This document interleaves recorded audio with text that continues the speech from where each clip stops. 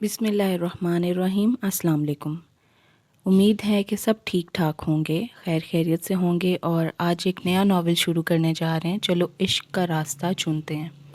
आसिया मज़हर चौधरी का है और इनका एक दो और नावल भी मैंने सुने, पढ़े हैं, बहुत अच्छे हैं। बहुत अच्छा ये लिखती हैं। इंशाल्लाह ये भी आपको पसंद आएगा। बहुत अच्छा ये नावल है, इतना ज़्यादा लंबा नहीं है, शॉर्ट नावल में आता है और इंशाल्लाह मैं कोशिश ये करूँगी कि इसको जल्द से जल्द ज़्यादा ड्यूरेशन में जल्द से जल्द ख़त्म कर दूँ और आप लोगों को मज़ा भी आए सुन के।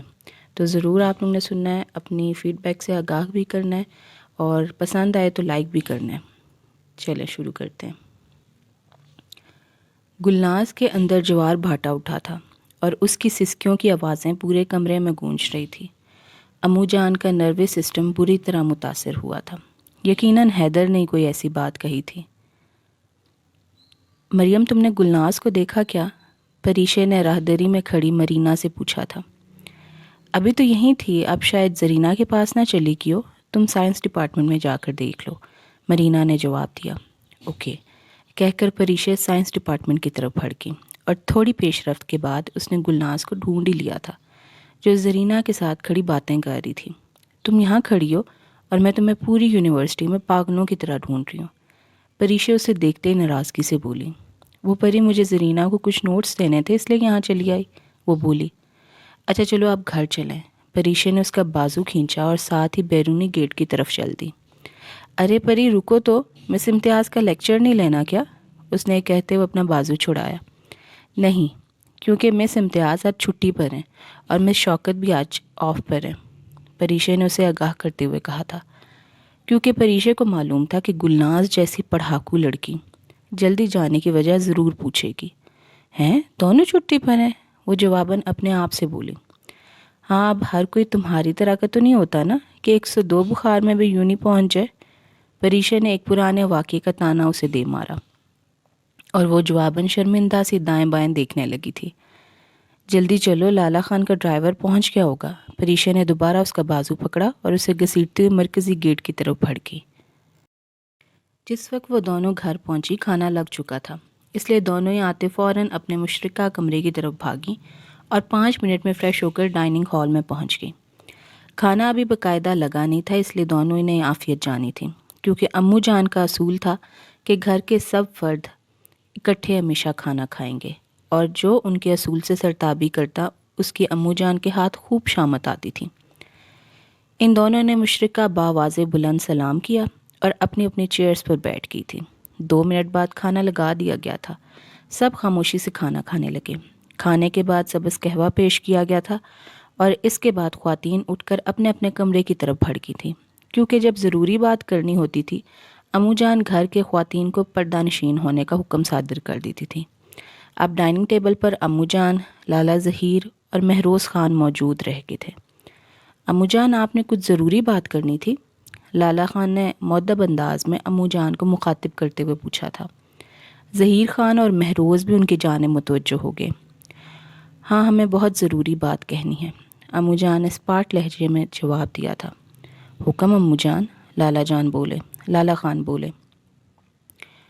शहरोज़ ने अपने बेटे को यहाँ भेजने का इरादा किया है। अम्मू जान की इस बात ने इन 3 बैठे नफूस को साकित कर दिया था। क्या? लाला ख़ान ये सुनकर हैरत ज़दा रह गए, बल्कि इजाज़त चाह रहा है। अम्मू जान ने बात दोहराई। तो क्या आपने इजाज़त दे दी है? महरोज़ ख़ान ने धड़कते दिल के साथ पूछा। ये सवाल है या राय? अम्मू जान ने जवाबन उनकी तरफ देखा तो वो गड़बड़ा कर रह गए। अम्मू जान, सवाल है? वो निगाहें झुकाए बोले थे। अगर सवाल है तो इस सवाल का जवाब भी तुम्हें मालूम है। उनका अंदाज हनूस स्पाट था। तो फिर अम्मू जान, आप क्या चाहती हैं? लाला ख़ान ने उनकी जानिब देखते हुए उनकी राय जानना चाही। क्या तुम भूल गए वो तूफ़ान जो 20 साल पहले मेरी ज़िंदगी में आया था, जिसने मेरे घर का शिराज़ा बिखेर कर रख दिया था? मेरे उजड़ने का वक्त भूल गए? उनके लहजे में अब के एक गहरा कर्ब उतर आया था, जो नमकीन पानियों की सूरत उनकी आंखों में भी नज़र आ रहा था। अम्मू जान, हम सब उस वक्त के गवाह हैं। बेशक हम पर वो एक कड़ा वक्त था। ظہیر خان نے ٹیبل پر دھرا ان کا ہاتھ اپنے مضبوط ہاتھوں میں لے کر دبایا تھا۔ تو اب آپ کا کیا فیصلہ ہے؟ لالا خان نے سوالیہ نظروں سے ان سے پوچھا۔ تم کیا کہتے ہو؟ انہوں نے کہتے ہوئے ان تینوں کی جانب دیکھا۔ ہم؟ وہ تینوں بیک وقت بولے۔ ہاں، اس بار یہ فیصلہ تم لوگ کرو گے، امو جان نے کہہ کر اٹھ کھڑی ہوئی، اور ان کے کھڑے ہونے کے بعد وہ تینوں بھی احتراماً کھڑے ہو گئے۔ کل کا وقت ہے تم لوگوں کے پاس، سوچ لینا، وہ اٹل انداز میں کہتی اپنے کمرے کی جانب بڑھ گئی، جبکہ وہ تینوں ایک دوسرے کی جانب دیکھتے رہ گئے۔ تائی جان کیا بات ہوگی؟ وہ دونوں اس وقت تائی پشمینہ کے کمرے میں موجود تھے، جہاں گل چچی گل بخت اور چچی سمرا بھی موجود تھیں۔ ہمیں کیا معلوم، امو جان ہم سے ذکر کرتی ہیں کیا؟ انہوں نے سوالیہ انداز میں جواب دیا۔ کوئی ضروری بات ہی ہوگی، گلناز نے اپنی رائے دی، اور اس کی رائے پر پری نے اپنا سر پیٹ لیا۔ احمقوں کی ملکہ، ظاہر ہے کہ کوئی ضروری بات ہی ہوگی نا، مگر میں یہ پوچھ رہی ہوں کہ بات کیا ہے؟ تو امو جان سے پوچھو، گلناز بی بی نے ایک اور عقل مندانہ مشورہ دیا، اور پریشے اسے خونخوار نظروں سے دیکھ رہی تھی۔ ارے پریشے، کیوں اس معصوم کو ڈانٹ رہی ہو؟ سمرا چچی نے مسکراتے ہوئے گلناز کا دفاع کیا تھا۔ معصوم؟ اس جیسے چند اور معصوم پیدا ہو جائے نا تو پوری دنیا ہی بدل جائے گی، پریشے نے اسے دیکھتے ہوئے تنزیہ کہا تھا، جبکہ وہ اس کے غصے اور جھنجھلاہٹ پر سر جھکا کر مسکرا رہی تھی۔ ہماری گل جیسی تو پورے خاندان میں کوئی نہیں ہے، پشمینہ تائی نے محبت بھرے انداز میں کہا تھا۔ جی، یہ نادر نمونہ صرف ہمارے پاس ہی ہے، پری کے تاؤ کھاتے لہجے پر وہ چاروں بے اختیار مسکرا دی تھی۔ گڈ مارننگ ڈیڈ، وہ ہنستا مسکراتا حشاش بشاش سا سیڑھیاں اترتے ہوئے دور سے بولا تھا۔ گڈ مارننگ مائی سن، وہ بھی مسکراتے ہوئے بولے۔ آج اتنی جلدی اٹھ کے، خیریت تو ہے نا؟ انہوں نے جوس کا سپ لیتے ہوئے پوچھا تھا۔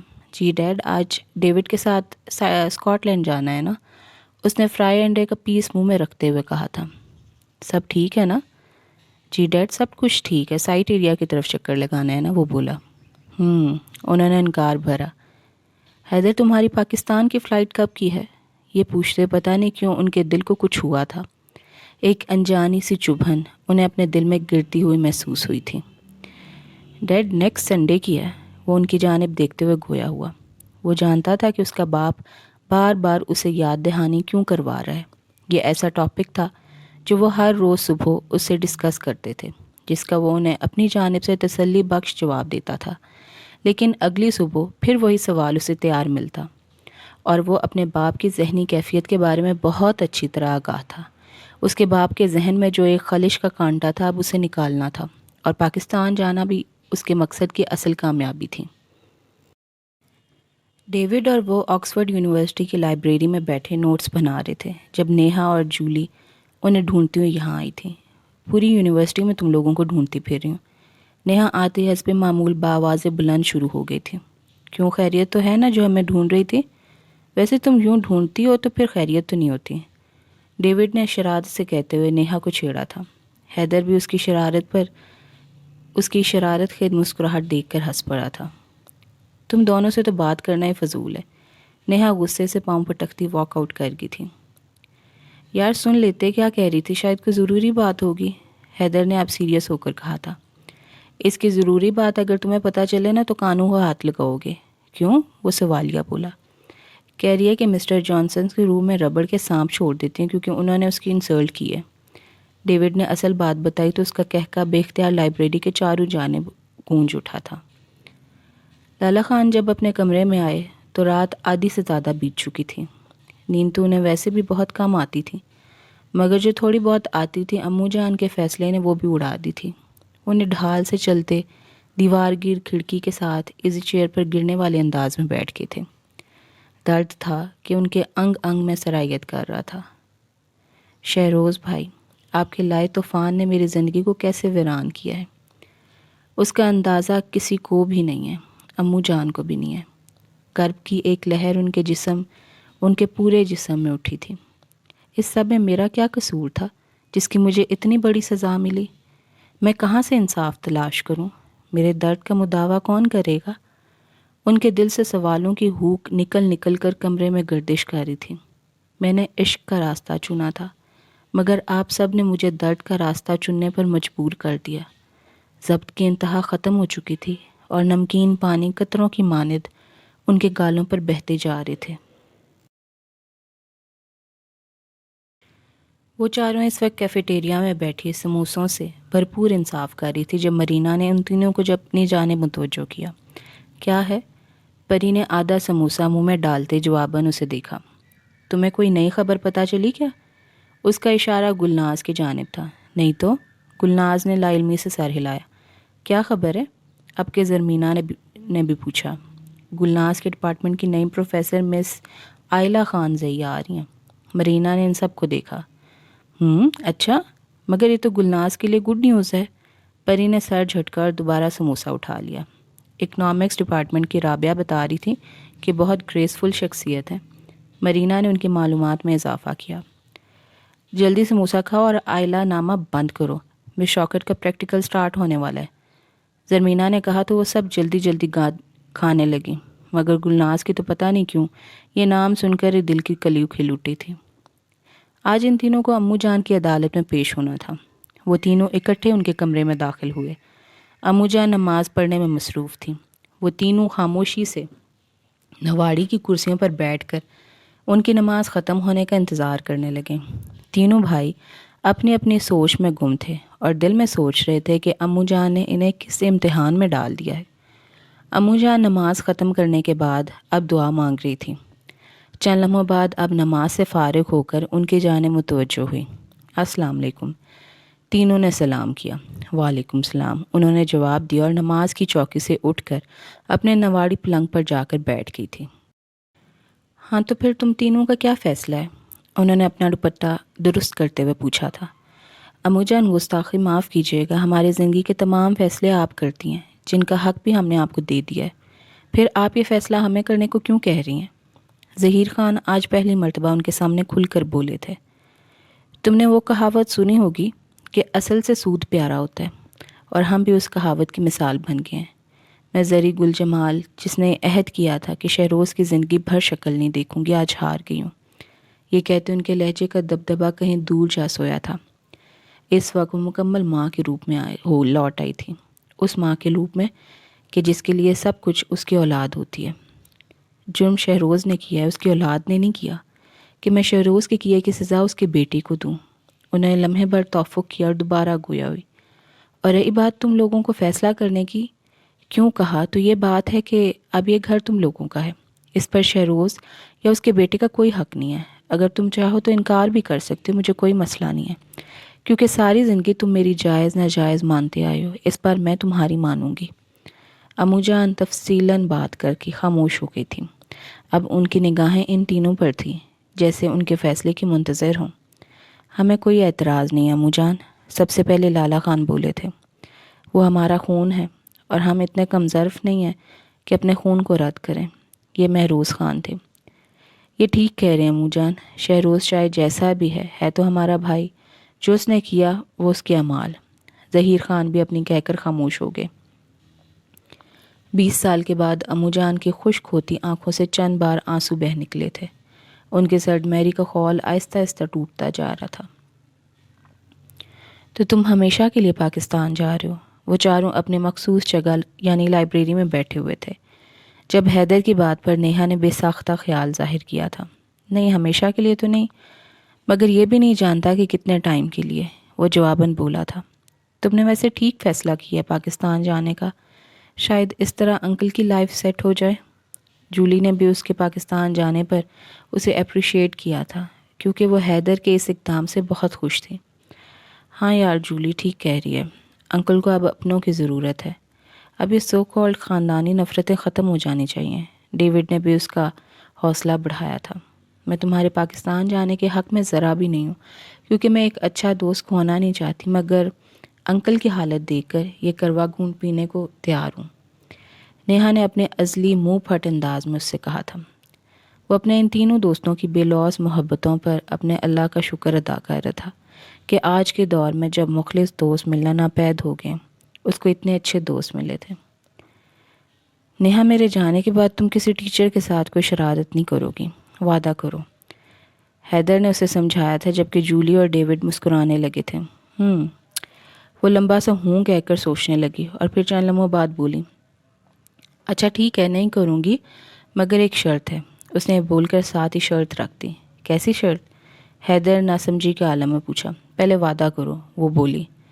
حیدر مت کرنا یار، پہلے بات سن لو، کیونکہ اس کی شرطیں بہت ہی خطرناک ہوتی ہیں۔ ڈیوڈ نے اسے روکا تھا، جبکہ جولی اب بھی مسکرا رہی تھی۔ کچے ٹینڈے کے منہ والے، شکل اچھی نہ ہو نا تو بات اچھی کر لیا کرو، نیہا نے ایک زوردار دھکا اس کی کمر پر لگاتے ہوئے کہا تھا۔ وعدہ؟ حیدر نے ہاتھ آگے بڑھا دیا تھا۔ دیکھا، یہ ہوتا ہے اندھا اعتماد۔ نیہا جواباً فاتح نظروں سے ڈیوڈ کو چڑھا رہی تھی۔ اب بولو، کیا شرط ہے؟ یہ کہ تم اپنے ساتھ جب آؤ گے تو اپنے جیسے خوبصورت ہمارے لیے بھابھی لاؤ گے۔ نیہا نے شرط سنا دی تھی، جبکہ حیدر اس کے بچپنے پر مسکرا رہا تھا۔ دیکھا، میں نے کہا تھا نا کہ اس طرح اس کی شرطیں بہت ہی خطرناک ہوتی ہیں، سوچ لینا۔ ڈیوڈ مصنوعی گھبراہٹ سے بولا۔ جولی، اپنے اس کو سنبھال لو۔ نیہا نے اب ڈیوڈ کے کمزور پوائنٹ پر ہاتھ ڈالا تھا۔ میں کیا؟ جولی ایک دم اپنے گھسیٹے جانے پر ہڑبڑا گئی تھی۔ قسم سے 100 شیطانوں کو ڈالو نا تو ایک نیہا بنتی ہے۔ ڈیوڈ بے بس سا دانت کچکچا رہا تھا۔ تو بولو، کیا کہتے ہو؟ نیہا اب دوبارہ اس کی جانب آئی۔ ٹھیک ہے، منظور ہے، مگر اگر نہ ملی تو؟ حیدر نے زیر لب مسکراتے ہوئے پوچھا۔ تو پھر میں یہاں کسی تمہاری افریقن گدی سے شادی کرا دوں گی، نیہا نے دھمکی دی تھی، اور وہ اس کی دھمکی پر بے ساختہ مسکرا اٹھا تھا۔ امو جان کی سوات سے کچھ عزیز رشتہ دار عورتیں ملنے آئی ہوئی تھیں، اس لیے گلناز اور پری نے ان کے حکم پر یونیورسٹی سے چھٹی کر لی تھی، کیونکہ گھر میں صرف سمینہ تائی موجود تھی۔ گلبخش چچی اور سمرا چچی لالا خان کے ساتھ ڈاکٹر کی طرف گئی ہوئی تھی، اس لیے مہمانوں کی خاطر مدارت کا ملبہ ان دونوں پر آ گیا تھا۔ گلناز نے خاموشی سے اپنے حصے کے کام خوش اسلوبی سے نپٹائے، جبکہ پری برے برے منہ بناتی کام کر رہی تھی۔ پری، جلدی ہاتھ چلاؤ، کھانے کے ٹائم بہت تھوڑا رہ گیا ہے، سمینہ نے اس کی سست روی دیکھ کر اسے ٹوکا۔ کر تو رہی ہوں، اور کیسے کروں، وہ جواباً ناک چڑھاتے ہوئے بولے۔ گلناز، تم اب چائے کی ٹرے زنان خانے میں دے کر آؤ، سمینہ نے چائے کی ٹرے اسے تھماتے ہوئے کہا تھا۔ وہ دوپٹہ درست کرتی زنان خانے کی جانب بڑھ گئی۔ گلبخش تو تمہاری طرح بیوقوف نہیں ہے نا، اور اس کی بیٹی بھی ہے، تم لوگوں نے پرائے مال کو کیوں رکھا ہوا ہے؟ اس نے دروازے کی نوب پر ہاتھ رکھا ہی تھا کہ اندر بیٹھی کسی عورت کا یہ کہا گیا جملہ اس کی ہنسی کے پرخچے اڑا گیا تھا۔ وہ یکدم ہڑبڑا کر رہ گئی تھی، جس کے نتیجے میں گرم گرم چائے تھوڑی سی اس کے ہاتھ پر چھلک گئی تھی۔ اس کا وجود آندھیوں کی زد میں آ گیا تھا۔ کیا ہوا، یہاں کیوں کھڑی ہو؟ پری نے اسے دروازے پر کھڑا دیکھ کر پوچھا تھا۔ پری، یہ چائے تم اندر لے جاؤ، مجھے چکر آ رہے ہیں۔ اس نے چائے کی ٹرے اس کی جانب بڑھائی اور تیزی سے اپنے کمرے کی جانب بھاگی۔ ہیں، اسے کیا ہوا؟ پری نے سوچا، اور پھر اگلے ہی لمحے سر جھٹک کر اندر کی جانب بڑھ گئی۔ کمرے میں آتے اس کے اندر جوار بھاٹا پھر اٹھا۔ اس کی سسکیوں کی آوازیں پورے کمرے میں گونج رہی تھیں۔ تو کیا لالا خان میرے ابو نہیں ہیں؟ اس احساس نے اس کی جان نکال دی تھی۔ نہیں، یہ عورت جھوٹ بول رہی ہوگی یا کوئی اور بات ہوگی، ایسا ہو ہی نہیں سکتا۔ اگر ہم اس گھرانے کی بیٹیاں نہ ہوتے تو یہ لوگ ہمیں کیوں رکھتے؟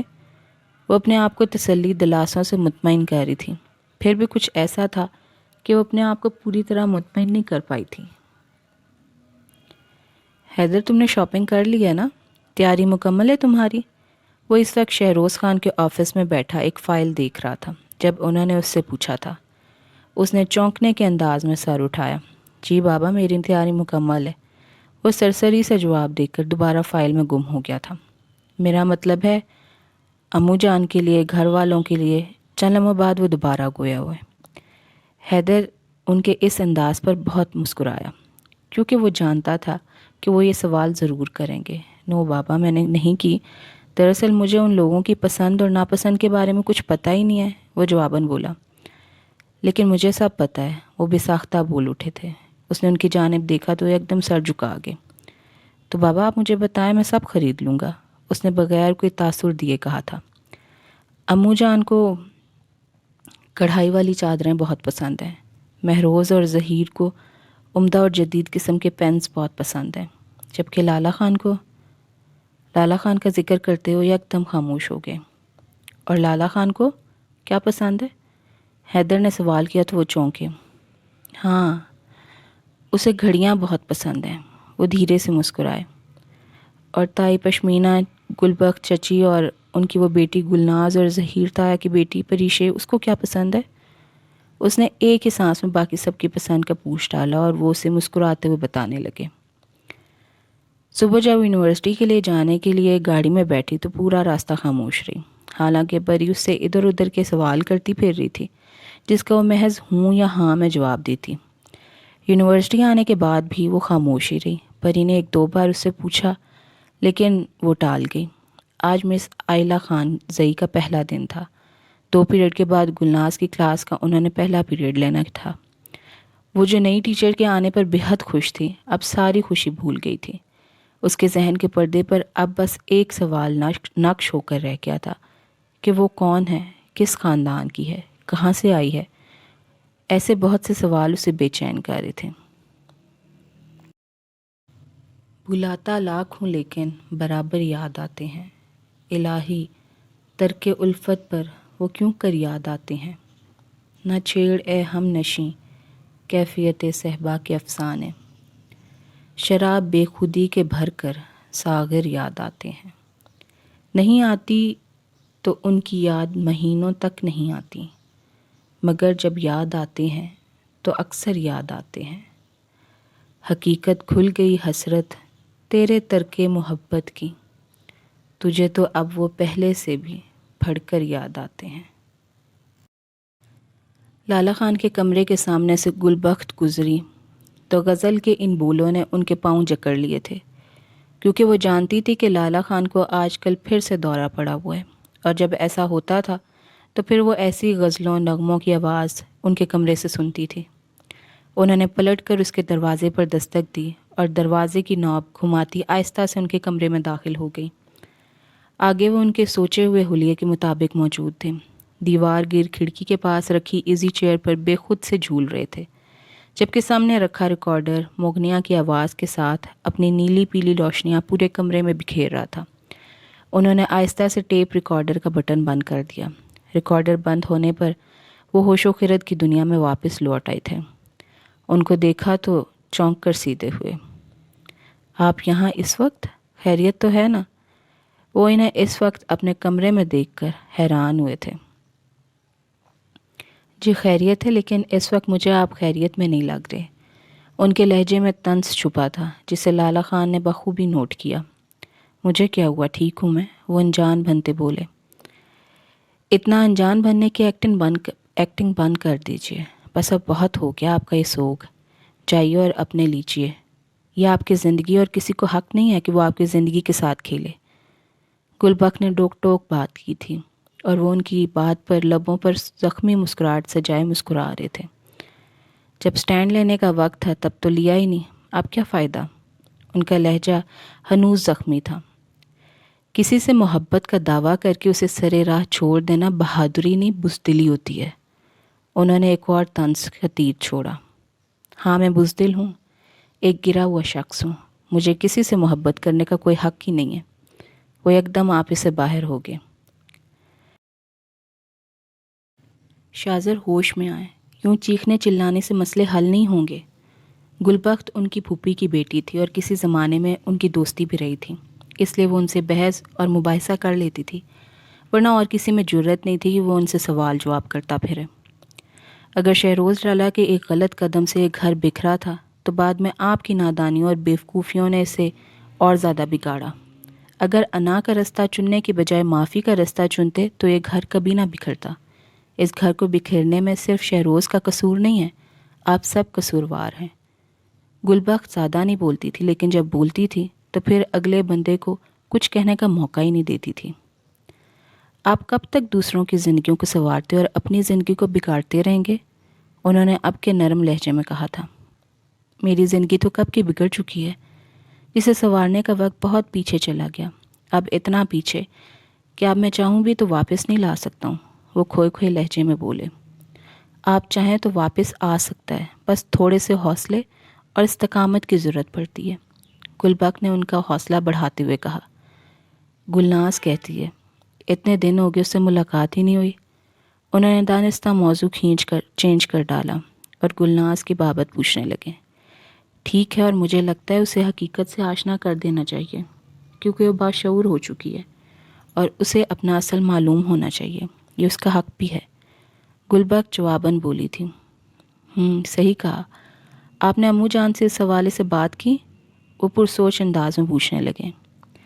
نہیں، ابھی تو نہیں کی، پر جلد کروں گی کیونکہ میں نہیں چاہتی کہ اسے یہ بات کسی اور کے منہ سے پتہ چلے، انہوں نے رسانیت سے کہا۔ 20 سال پہلے جو ہوا اس کے نشان مٹے نہیں، پر مدھم ضرور ہو گئے۔ وقت کی دھوپ اچھے برے واقعات جو رونما ہوتے ہیں انہیں اپنے اندر جذب کر لیتی ہے اور انسان کو آگے بڑھنے میں مدد دیتی ہے۔ گلبخت نے اپنا تجزیہ بیان کیا اور لالا خان ان کی بات پر محض سر ہلا کر رہ گئے۔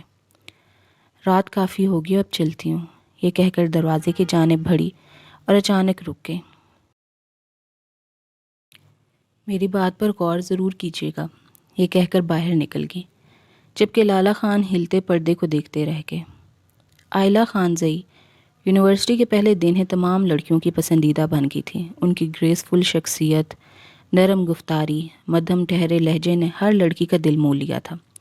کلاس میں گلناز کا تعارف بھی ان سے ہوا تھا، مگر وہ اس واقعے کے زیر اثر تھی، اس لیے دوسری لڑکیوں کی طرح زیادہ چارم نہیں ہوئی تھیں۔ اس عورت کی باتیں مسلسل اس کے ذہن میں ہتھوڑے کی مانند برسی تھی اور بے کلی تھی کہ بڑھتی ہی جا رہی تھی۔ اس کا دل چاہ رہا تھا کہ وہ اڑ کر کسی ایسے شخص کے پاس پہنچ جائے جو اسے تمام حقیقت سے آگاہ کر دے اور کہہ دے کہ جو اس نے سنا ہے سب غلط ہے، جھوٹ ہے، وہ شازر خان کی ہی بیٹی ہے۔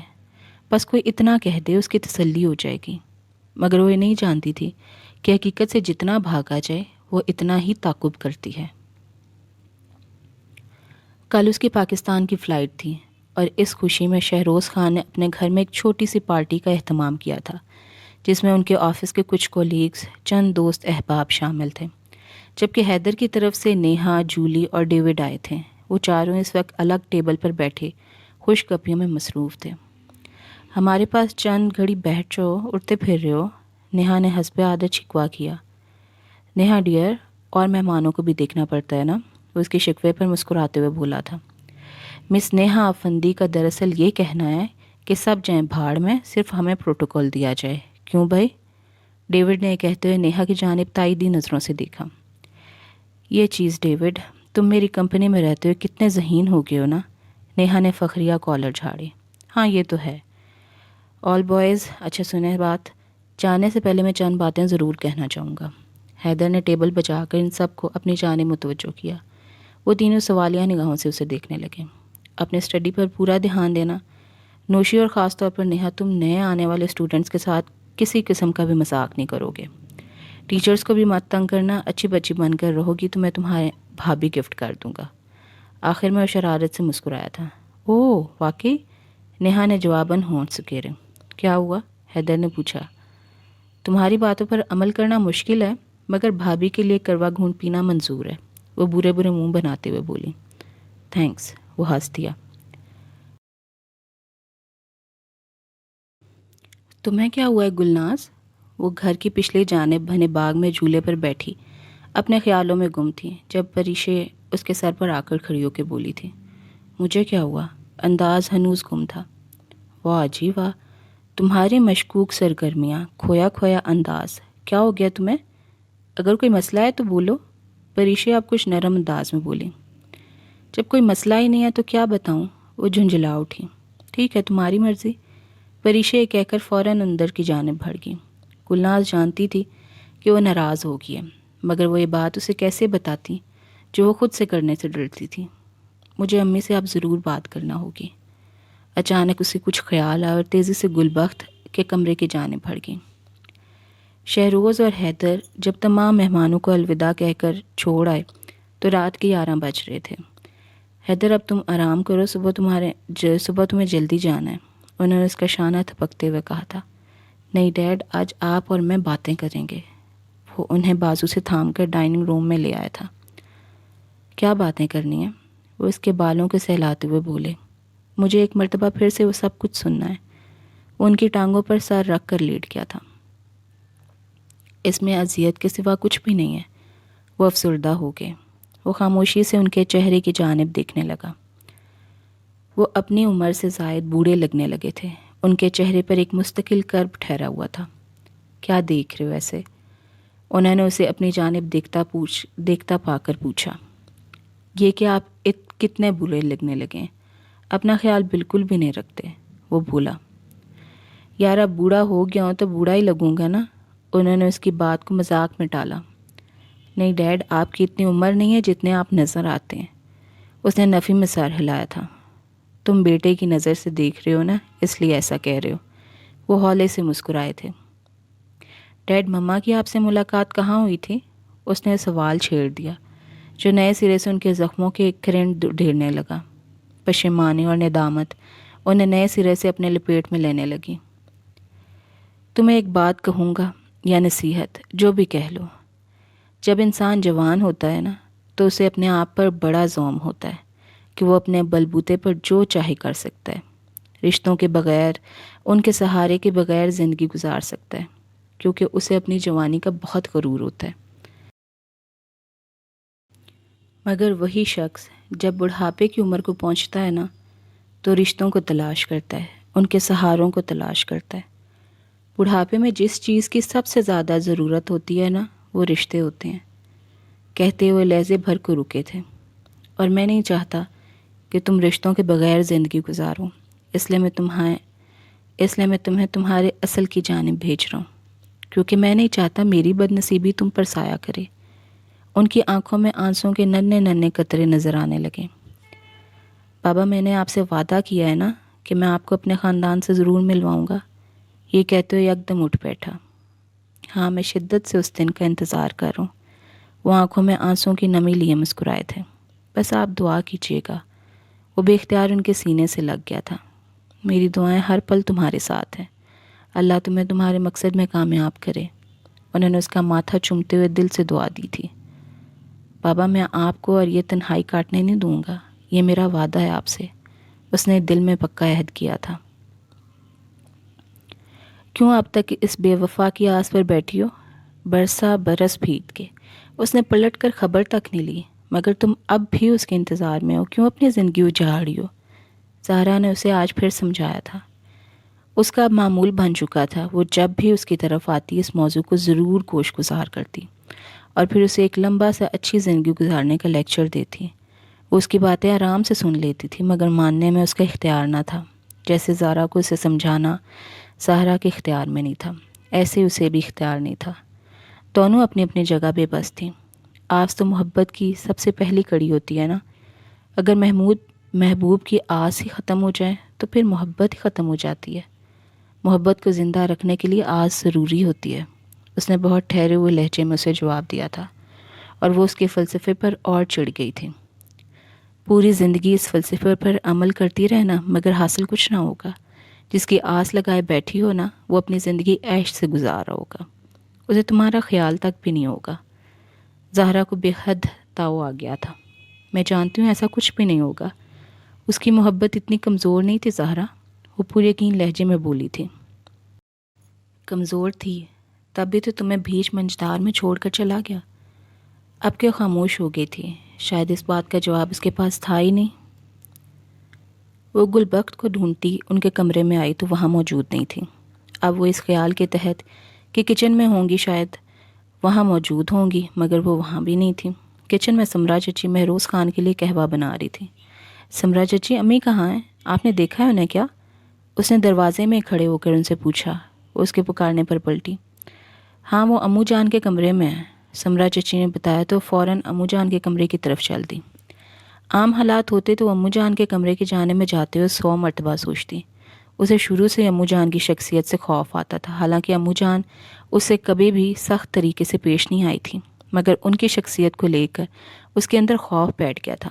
پریشے کا بھی یہی حال تھا، مگر وہ امو جان کے سامنے بات کر لیتی تھی، جبکہ اس کی تو امو جان کو دیکھتے ہی گگی بن جاتی تھی، اور آج اس واقعے کی اتنے زیر اثر تھی کہ امو جان کا ڈر خوف بھی کہیں دور جا سویا تھا۔ امو جان کے دروازے کے سامنے پہنچ کر اس نے ہولر سے دستک دی۔ آ جاؤ۔ دستک کے چند منٹ بعد امو جان کی آواز گونجی تو نواب گھماتی آہستہ سے اندر داخل ہو گئی۔ کمرے میں آگے گلبخت اور لالا خان موجود تھے۔ لالا خان کو دیکھ کر وہ یکدم جھجکی تھی، لیکن پھر فوراً سنبھل گئی۔ السلام علیکم، اس نے فوراً سلام کیا۔ وعلیکم السلام گلناز بیٹی، کہاں ہوتی ہیں آپ؟ لالا خان نے شفقت بھرے انداز میں اس سے پوچھا تھا، پر وہ لفظ بیٹی کی بازگشت میں گم ہو گئی تھی۔ امو جان، میں آپ سے کچھ پوچھنے آئی ہوں۔ لالا خان کے سوال کا جواب اس نے دینا گوارا نہیں سمجھا تھا اور امو جان سے مخاطب ہوئی۔ گلبخت اس کے تیور دیکھ کر ٹھٹک گئی تھی، جبکہ لالا خان بھی اس کے لاتعلق انداز پر چونک گئے تھے۔ ہاں پوچھو، امو جان نے سر ہلایا۔ کیا لالا خان میرے اصل باپ ہیں؟ اس کا جملہ ان تینوں نفوس پر بجلی بن کر گر رہا تھا، جبکہ لالا خان تو یہ سن کر حیرت کے مارے گونگ رہ گئے تھے۔ گلناز ہوش میں تو ہو؟ گلبخت نے فوراً سخت لہجے میں ٹوکا، لیکن وہ انسنی کر گئی۔ امو جان مجھے جواب دیجیے، اس بار اس نے دوبارہ پوچھا۔ گلناز، تم حد سے بڑھ رہی ہو۔ تمہیں یہ کس نے حق دیا ہے کہ تم ہم سے یہ سوال کرو؟ امو جان، جو چند منٹ لگے تھے جن کو سنبھلنے میں، وہ دوبارہ بولی۔ گستاخی معاف کیجیے گا امو جان، مگر ہر انسان کو اس کی اصل شناخت جاننے کا حق ہوتا ہے، اور کوئی بھی اس سے یہ حق نہیں چھین سکتا۔ اس نے کہتے ہوئے لالا خان کی جانب زخمی نگاہوں سے دیکھا تھا۔ لالا خان سر جھکائے رہ گئے تھے۔ ہاں صحیح کہا تم نے، ہر انسان کو اس کا اصل جاننے کا حق ہوتا ہے، مگر تم مجھے یہ بتاؤ، تمہیں کس بات سے لگا کہ لالا خان تمہارا باپ نہیں ہے؟ کیا اس نے تمہیں سگی بیٹی کی طرح نہیں پالا؟ کیا تمہاری فرمائشیں پوری نہیں کی؟ کس فرض سے اس نے کوتاہی کی کہ تم آج ہم سے یہ پوچھنے کھڑی ہوگی ہو کہ لالا خان تمہارا باپ ہے یا نہیں؟ صرف باپ ہونا ضروری نہیں ہوتا، اچھا باپ ہونا ضروری ہوتا ہے، جو اپنے بچوں کی اچھی تربیت کر سکے، انہیں معاشرے میں ایک اچھا مقام دلوا سکے۔ ہاں، شازر تمہارا سگا باپ نہیں ہے، مگر اس نے سگے باپ سے بڑھ کر تمہیں چاہا ہے، تمہارا خیال رکھا ہے۔ کیا تم اس بات سے بھی انکار کرتی ہو؟ امو جان نے لہجے بھر رک کر سوالیہ نظروں سے اس کی جانب دیکھا۔ وہ سر جھکائے کھڑی رہی۔ معاشرے میں ارد گرد نظر دوڑاؤ، کتنے ایسے بچے ملیں گے جن کے سگے باپ سوتیلوں سے بڑھ کر ان سے پیار کرتے ہوں گے، ان کی جائز خواہشوں کا گلا گھونٹتے ہوں گے؟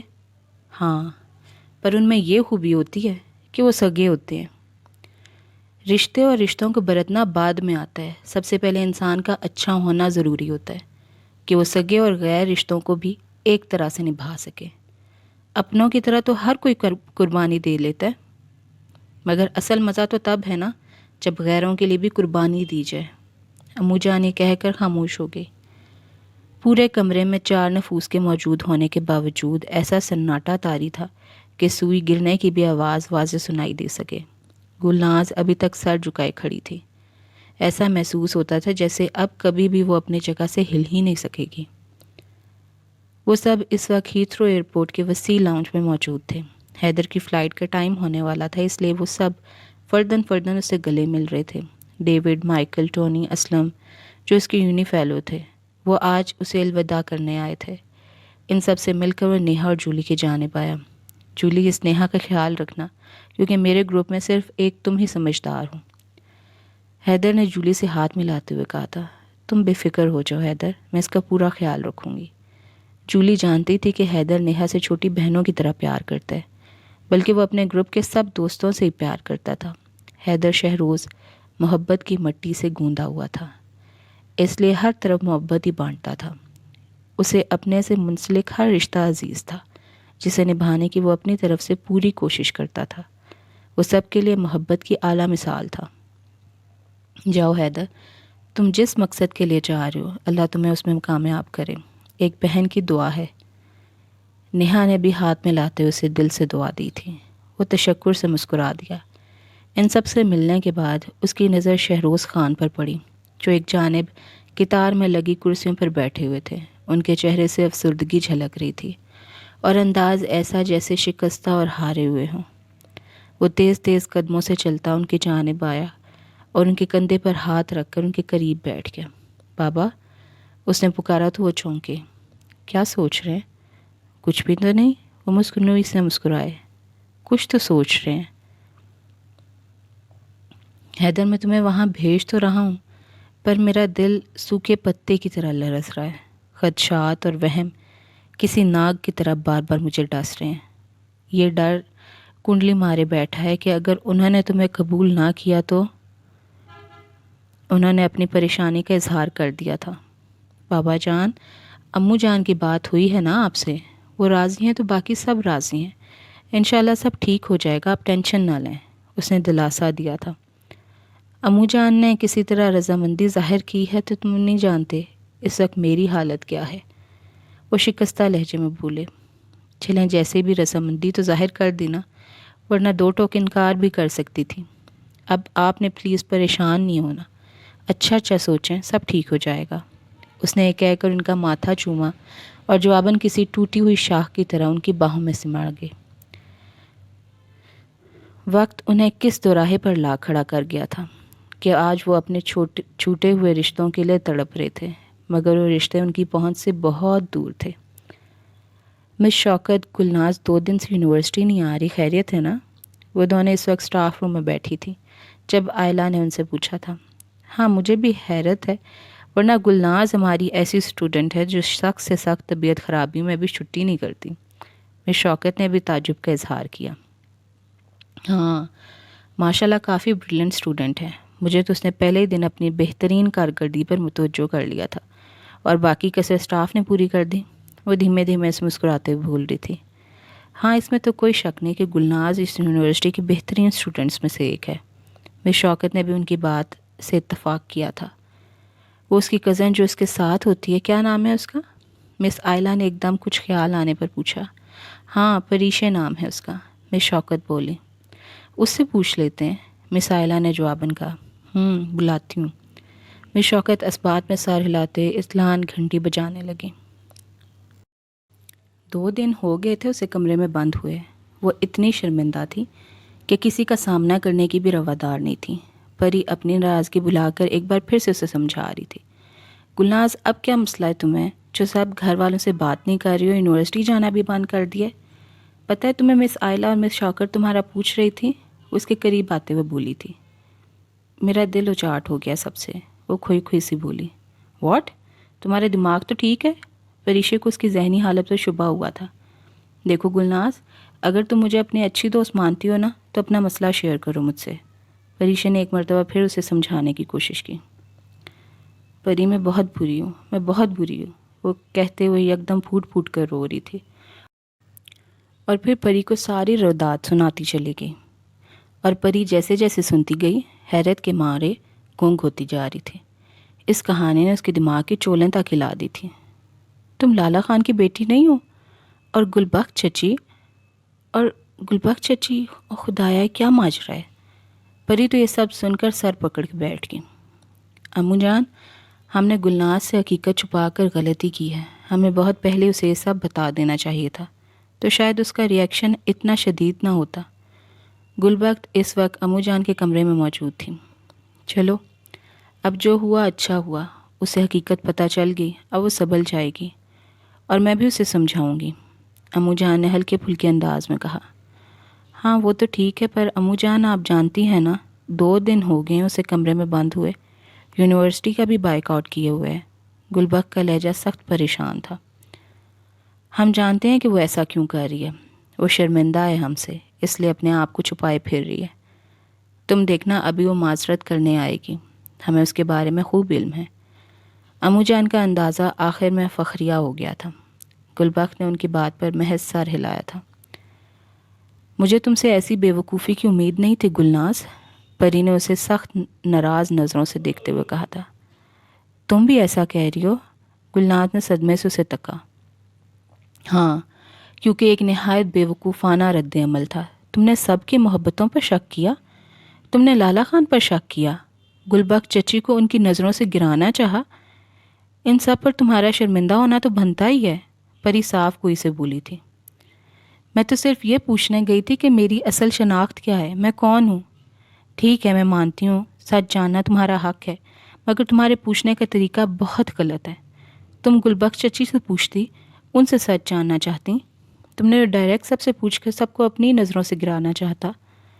پری نے تعصب سے اسے دیکھا، وہ سر جھکا کر رہ گئی۔ دیکھو، میرا مقصد تم کو ہرٹ کرنا نہیں ہے، سمجھانا ہے کہ جس بات کو لے کر تم نے اتنا ایشو کریٹ کیا ہے اس کی ہمارے خاندان میں کوئی ویلیو ہی نہیں ہے۔ یہ بات صرف تم یا میں نہیں جانتے تھے یا چند اور لوگ ہوں گے، باقی سب بڑوں کے علم میں تھا، اور باقی سب خاندان والوں کو بھی علم تھا کہ تم لالا خان کی بیٹی نہیں ہو۔ پری کی اپنی پشمینہ سے اس معاملے پر پوری طرح سے بات ہوئی تھی۔ اب جب یہ معاملہ کھل گیا تھا تو پشمینہ نے بھی کوئی بات چھپانے کا ارادہ نہیں سمجھا تھا اور ہر بات پری کو بتا دی تھی۔ تو کیا لالا خان ابھی تک غیر شادی شدہ ہیں؟ گلناز کے سوال پر پری بری طرح چونکی تھی، کیونکہ اس کا تو اس طرف دھیان ہی نہیں گیا تھا۔ آج کی رات اس پر بھاری اتری تھی۔ ادھوری محبت کے ناگ آج پھر اس کو اپنے شکنجے میں جکڑے ہوئے تھے، اور تنہائی نے چاروں اور اپنا جال بچھایا ہوا تھا۔ محبت کی وہ ادھوری ملاقاتیں، باتیں آج پھر اسے بری طرح یاد آ رہی تھی، اور دل کی بے چینی ہر لمحے بڑھتی جا رہی تھی۔ کیا میں اب بھی تمہارے دل کے کسی نہا خانے میں موجود ہوں؟ اس نے بے اختیار دل میں اسے مخاطب کیا تھا۔ یا تم مجھے قصہ پارینہ سمجھ کر بھول چکے ہوگے؟ وہ آپ کے بڑبڑائی تھی۔ مگر تم تو کہتے تھے کہ تمہاری محبت کمزور نہیں ہے، ہماری محبت کا دھاگا کبھی نہیں ٹوٹے گا، تو پھر اب یہ سب کیسے ہو گیا؟ تم مجھے یوں چھوڑ کر چلے گئے جیسے ہماری کوئی آشنائی نہیں تھی۔ وہ قسمیں، وہ وعدے سب جھوٹے تھے کیا؟ جواب دو۔ وہ ہلکے ہلکے بڑبڑا رہی تھی۔ آج پھر محبت کھاتی ساگر نے اس پر حملہ کیا تھا، اور اب پوری رات اس نے جاگنے میں گزارنی تھی۔ اس نے سب سے معافی مانگ لی تھی اور سب نے اسے معاف کر دیا تھا۔ امو جان کی زبانی اسے پتہ چلا تھا کہ اس کا باپ زندہ ہے، لیکن کہاں ہے یہ معلوم نہیں تھا۔ اس کی پیدائش کے 2 ماہ بعد ہی وہ روزگار کی تلاش میں بیرون ملک چلا گیا، اور پھر ایسا گیا کہ پلٹ کر واپس نہیں آیا۔ سسرال والوں نے گلبخت اور اس کی ذمہ داری یہ کہہ کر اٹھانے سے منع کر دیا کہ اب اس کا سرپرست کماؤ ہو گیا اور وہ ان کی بہترین کفالت کر سکتا ہے۔ جب ہمیں اس بارے میں علم ہوا تو ہم گلبخت اور تمہیں بے سر و سامانی کے عالم میں گھر لے آئے، اور ایسے ہی نہیں پورے خاندان کے سامنے لائے تھے۔ تمہاری بہترین مستقبل کی خاطر لالا خان نے تمہیں اپنا لیا تاکہ تمہیں باپ کی کمی محسوس نہ ہو۔ بس یہی حقیقت ہے جو ہم نے تم سے چھپائی تھی۔ امو جان کی باتیں سن کر وہ ایک بار پھر سے شرمندہ ہو گئی تھی کہ اس نے ان لوگوں پر شک کیا جنہوں نے اسے سہارا دیا تھا، معاشرے میں مقام دلایا تھا۔ اسے اپنی سوچ پر پہلے سے بھی بڑھ کر شرمندگی ہو رہی تھی۔ اس نے ایک مرتبہ پھر سب سے معافی مانگی تھی، اور سب نے اسے سچے دل سے معاف کر دیا تھا۔ وہ راہداری کے سرے پر بنے ٹیبل پر بیٹھی نوٹس بنا رہی تھی جب مس آئلہ کی آواز نے اسے متوجہ کر لیا تھا۔ انہیں دیکھ کر وہ فوراً اٹھ کھڑی ہو گئی تھی۔ السلام علیکم میم، اس نے فوراً سلام کیا۔ وعلیکم السلام، آپ گلناز ہیں نا؟ مس آئلہ نے دھیمی مسکراہٹ لبوں پر سجائے جواباً اس سے پوچھا تھا۔ جی میم، میں گلناز ہوں، ہماری کلاس میں بھی آپ پیریڈ لیتی ہیں۔ گلناز نے اسے یاد دلایا۔ جی جی مجھے یاد ہے، آپ 3-4 دن لیو پر رہی، خیریت تو ہے نا؟ انہوں نے پوچھا۔ جی میم، تھوڑی طبیعت ناساز تھی، اس نے فوراً بہانہ گڑھا۔ ویسے تو سنا ہے کہ آپ سخت سے سخت بیماری میں بھی چھٹی نہیں کرتی۔ انہوں نے مسکراتے اس کی جانب دیکھا تو وہ جھجک کر نگاہیں چورا گئی۔ نہیں میم، ایسی تو کوئی بات نہیں ہے۔ دراصل مجھے بریلینٹ اور لائق اسٹوڈنٹ بہت اٹریکٹ کرتے ہیں، جن میں آپ کا بھی شمار ہوتا ہے، مس آئلہ نے کہا تو وہ حیرت سے انہیں تکنے لگی۔ چلیں پھر ملاقات ہوتی ہے، میری کلاس کا ٹائم ہو رہا ہے، ٹیک کیئر۔ دائیں بازو پر بندھی ہوئی ریسٹ واچ پر نگاہ ڈالتے وہ آگے بڑھ گئی تھی، جبکہ وہ حیرت کا بت بنی ان کی پشت کو دیکھ رہی تھی۔ امی آپ سے ایک بات پوچھوں؟ برا تو نہیں مانیں گی؟ وہ رات کو گلبخت کے کمرے میں دودھ کا گلاس لینے آئی تو اس نے پوچھا۔ ہاں بولو، برا ماننے والی کون سی بات ہے؟ مجھے تو ابھی تک ملال ہو رہا ہے کہ مجھے تم سے یہ بات نہیں چھپانی چاہیے تھی۔ گلبخت جواباً سرد آہ بھر کر بولی تھی۔ امی پلیز آپ بات کو بھول جائیں نا، دیکھا جائے تو غلطی میری تھی، مجھے آپ سے حقیقت جاننی چاہیے تھی۔ خواہ میں نے نادانی میں ایک قدم اٹھایا اور شرمندگی کی مستحق ٹھہری، اس نے بیڈ پر بیٹھتے ہوئے گلبخت کے گلے میں باہیں ڈال کر کہا تھا۔ انہوں نے بھی جواباً اسے ماتھا چوما تھا۔ ہاں تو تم کچھ پوچھ رہی تھی؟ انہوں نے اس کی جانب دیکھتے ہوئے کہا۔ امی اصل بات پوچھے تو مجھے شروع سے یہاں کے لوگ بہت پر اسرار لگتے ہیں، اس نے بات شروع کی۔ ارے وہ کیوں؟ گلبخت اس کے اس انداز پر بے ساختہ مسکرا دی تھی۔ امی مجھے لالا خان کو دیکھ کر ہمیشہ یہی لگتا ہے جیسے وہ کوئی دوہری شخصیت اپنائے ہوئے، کبھی اتنے رحم دل بن جاتے ہیں اور کبھی اتنے سخت کہ بندے جو بات کرتے ہوئے بھی ڈر لگتا ہے. مہروز لالا اور ظہیر لالا وہ بھی تو ہیں، وہ تو ایسے ہی نہیں ہیں. اور آج میں جو سوال پوچھنے آئی ہوں وہ بھی لالا خان سے ریلیٹڈ ہے. گلبخت اس کی ساری بات دھیان سے سنتے سنتے آخر میں ایک دم چونکی. کیا سوال ہے؟ گلبخت اچنبے سے پوچھنے لگی. کیا لالا خان ابھی تک ان میرڈ ہیں؟ گلناز کی اس بات نے ایک دم انہیں ساکت کر دیا تھا. کیا ہوا امی؟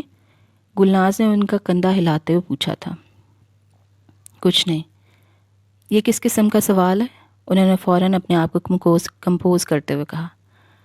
امی سمپل سا سوال ہے کہ مہروز لالا میرڈ ہیں، سب جانتے ہیں، مگر لالا خان کیا ان کی وائف ہیں؟ گلناز نے ان سے وہ سب پوچھ لیا جو راز تھا، شاذر کی زندگی کا راز، جس کا گلبخت عہد کیے بیٹھی تھی کہ وہ اس راز کو ساری زندگی اپنے سینے میں دفن کیے رکھے گی. آج وہی گلناز ان کو اپنے دل سے نکالنے کا کہہ رہی تھی. بھلا وہ شاذر خان سے کیا ہوا عہد کیسے توڑ سکتی تھی؟ امی آپ کہاں گم ہو گئی ہیں؟ گلناز نے ان کا ماتھا چوما تو وہ چونکی. ہاں، شاذر خان ان میرڈ ہے، اس کے علاوہ مجھے کچھ بھی نہیں معلوم، اور اب تم جاؤ، رات کافی ہوگی. انہوں نے سرسری سا جواب دے کر ٹالا تھا. وہ جواب انہوں نے الجھن بھری نظروں سے دیکھتی باہر نکل گئی. گلبخت کا بے قابو ہوتا دل ایک دم تھم سا گیا تھا. یہ تم آج کل مس آئلہ کے ارد گرد بڑی نظر آ رہی ہو، خیریت ہے نا؟ وہ چاروں مس امتیاز کے دیے لیکچر کے نوٹس بنا رہی تھی جب مرینا نے اسے پوچھا. کیوں نہیں آنا چاہیے کیا؟ گلناز نے جواباً الٹا سوال کیا. نہیں نہیں، ہمارے گروپ میں صرف تمہیں ہی گھاس ڈالتی، ہمارے لیے تو یہ فخر کی بات ہے نا. مرینا نے ٹون بدلی. تم جانتی ہو نیکسٹ منتھ بیولوجی کا پیپر ہے، اس لیے مس آئلہ نے مجھے کہا ہے کہ اگر میں چاہوں تو ان کے گھر ٹیوشن پڑھ سکتی ہوں. ہیں؟ یہ بات کب ہوئی؟ تم نے تو مجھے بتایا ہی نہیں. فریشہ اس بات پر سر اٹھا کے حیرت سے اسے دیکھنے لگی. یار ابھی تو میں سوچ رہی ہوں نا کہ اگر امی جان اور لالا خان نے اجازت دی تو ضرور پڑھوں گی. ضرور پڑھنا، کیونکہ مس آئلہ ایک نہایت اچھی ٹیچر ہے. زرینہ نے سر ہلایا. ہاں وہ تو ہیں. گلناز نے بھی اس بات پر اتفاق کیا. ویسے مس آئلہ خان کی شخصیت بالکل لالا خان سے میچ کرتی ہے. وہی سوبر انداز، بات بات پر دھیما سے مسکرانا، کافی عادتیں ملتی ہیں. پری اچانک ہی موضوع دوسری جانب لے آئی تھی، اور پری کو اس بات سے یک دم گلناز کے ذہن میں کچھ کلک ہوا تھا. نیہا تم کیوں ضد کر رہی ہو؟ میں تمہیں اس بات کی بالکل اجازت نہیں دے سکتا. اسرار افندی نے اسے کافی بے بس نظروں سے دیکھتے ہوئے کہا تھا. لیکن کیوں ڈیڈ؟ 2 دن کی تو بات ہے، اور میں کون سا کسی دوسرے ملک میں جا رہی ہوں، اسکاٹ لینڈ ہی جو جانا ہے. اس نے جواباً جھنجھلاتے ہوئے لہجے میں کہا تھا. بات دور یا نزدیک کی نہیں ہے، میں بس تمہیں اکیلے نہیں بھیج سکتا. اسرار افندی کا انداز رسانیت لیے ہوئے تھا. اوہ، اس کا مطلب ہے آپ کو مجھ پر اعتبار نہیں ہے. اس نے دکھ سے جواباً انہیں دیکھا. مجھے تم پر خود سے زیادہ اعتبار ہے، بس میرا دل نہیں مانتا. اب کہ ان کا لہجہ زہر بھرا تھا. میرے ساتھ جولی بھی ہوگی، ڈیوڈ ہوگا. پتہ نہیں کیوں جب میں کہیں جانے لگتی ہوں آپ انکار کر دیتے ہیں. یہ بھی غنیمت ہے کہ آپ نے یونیورسٹی جانے کی اجازت مجھے دے رکھی ہے. دیکھو نیہا، تم جانتی ہو یہاں میرا تمہارے علاوہ کوئی بھی نہیں ہے، اور میں نہیں چاہتا کہ تمہیں کھو دوں. آخری بات پر پتہ نہیں کیوں ان کا لہجہ اتنا عجیب سا ہو گیا تھا، یا نیہا کو لگ رہا تھا.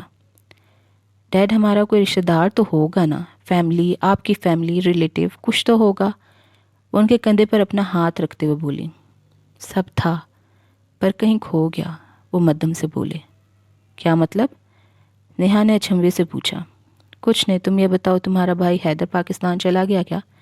انہوں نے بات کا رخ دوسری جانب موڑ دیا. کیوں، آپ کی اس سے بات نہیں ہوئی کیا؟ وہ پوچھنے لگی. ہوئی تھی، پر اس نے جانے کا نہیں بتایا تھا. چلا گیا. ڈیڈ دعا کیجیے گا اس کے بابا کے بارے میں، اس کی فیملی کے ساتھ دوبارہ تعلقات اس کے ہو جائیں. وہ بولی. حیدر بہت نیک لڑکا ہے، اس کا باپ بھی ایسا ہی ہوگا. پھر یہ سب، انہوں نے بات ادھوری چھوڑ دی. ڈیڈ مجھے زیادہ معلوم نہیں ہے. حیدر کی زبانی معلوم ہوا کہ انہوں نے لو میرج کی تھی، جس کی بنیاد پر ان کی فیملی نے ان سے بائیک آؤٹ کر دیا تھا. وہ انہیں بتانے لگی. اوہ سیڈ. اس کے باپ کی غلطی کا خمیازہ حیدر کو بھی دور رہ کر بھگتنا پڑا. وہ افسردہ ہو گئے. ڈیڈ بس دعا کریں کہ حیدر کو اس کی تمام خوشیاں واپس مل جائیں، وہ جذب سے بولی تھی۔ انشاءاللہ، اسرار افندی نے جواباً مسکراتے ہوئے کہا تھا۔ وہ سب بما امو جان ٹی وی لاؤنج میں بیٹھی شیدہ کپڑے والے سے کپڑے دیکھ رہی تھی۔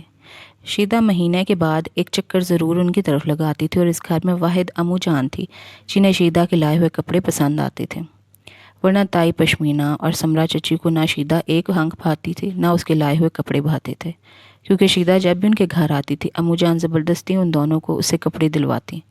گلبخت کا مزاج اور تھا، اسے شیدہ کے منتخب کردہ کپڑے پسند نہ آتے تھے، اور جس کا اظہار وہ امو جان کے سامنے بڑی سمجھداری سے کر چکی تھی۔ اب اینڈ میں لے دے کر یہ دونوں پس جاتی تھی۔ گلناز اور پری کو لالا خان شاپنگ کرواتے تھے، گلناز اور پری کو لالا خان شاپنگ کروا دیتے تھے۔ ان کی پسند لاجواب تھی، وہ جو بھی لاتے پری اور گلناز کے معیار پر پورا اترتا تھا، اس لیے ان دونوں کو شیدہ پہ کوئی پرخاش نہیں تھا۔ وہ فیروزی والا دکھاؤ شیدہ، امو جان نے سائڈ پر پڑے جوڑے کی طرف اشارہ کیا۔ یہ لیں جی، فیصلہ آباد سے اسپیشل آیا ہے۔ شیدہ نے فخریہ لہجہ اپناتے ہوئے بڑے احترام سے امو جان کی خدمت میں پیش کیا۔ اچھا زیادہ باتیں نہ بناؤ۔ ہاں پشمینے سمرا، تمہیں کون کون سے پسند ہیں ان چاروں میں سے؟ امو جان نے ان کو مخاطب کرتے ہوئے سائڈ پر پڑے ہوئے منتخب جوڑوں کی جانب اشارہ کیا۔ جی امو جان، یہ ریڈ اور مرون ہمیں پسند ہے، وہ جواباً بولی۔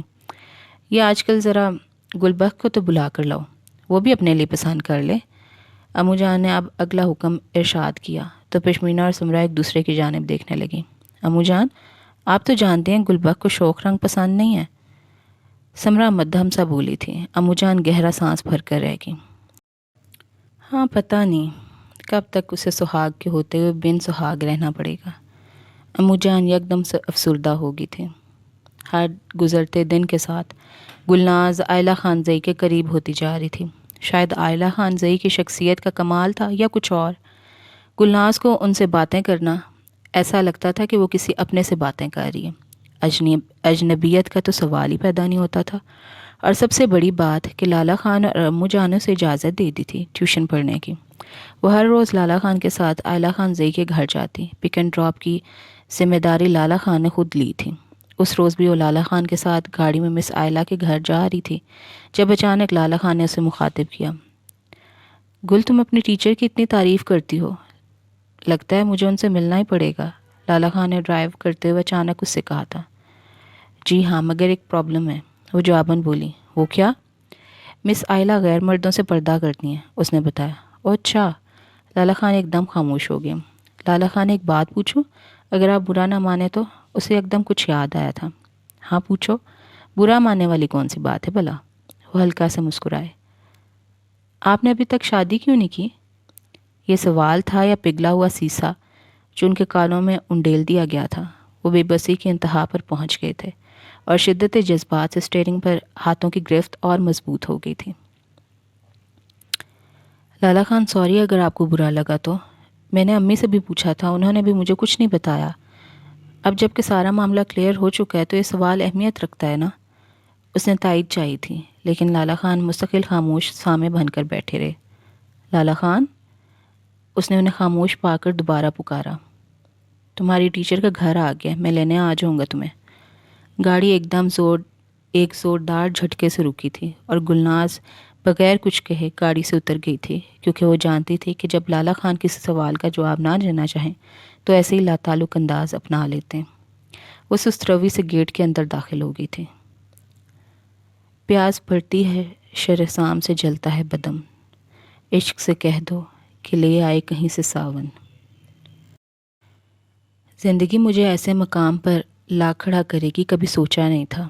آبلا پائی گھٹ گھٹ کر زندگی جینے کا رستہ میرا مقدر ہوگا، یہ بھی نہ سوچا تھا۔ مجھے تم نے میرے کس جرم کی، کس غلطی کی سزا دی، یہ بھی نہیں جانتی۔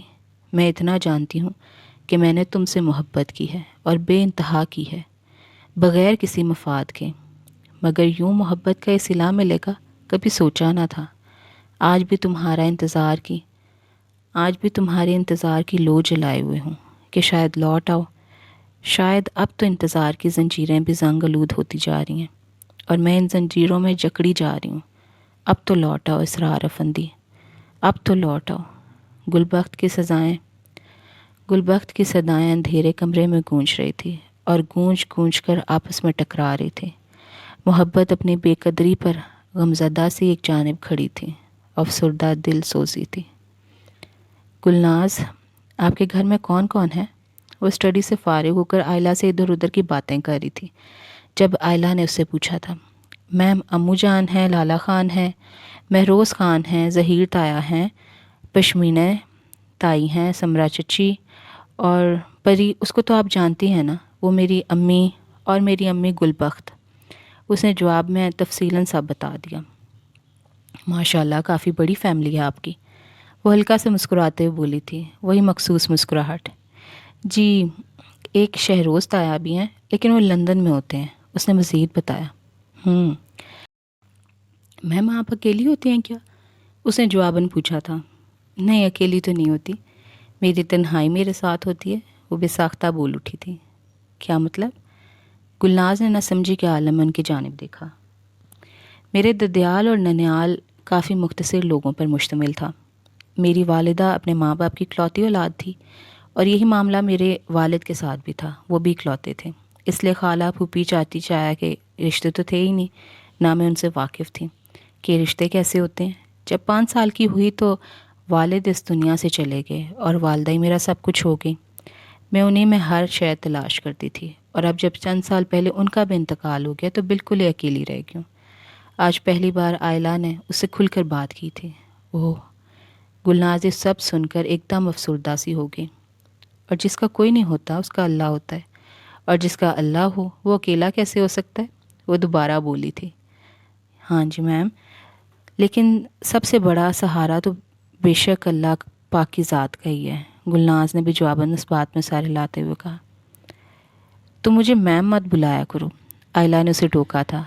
وہ کیوں میم؟ وہ شوخی سے مسکراتے پوچھنے لگی۔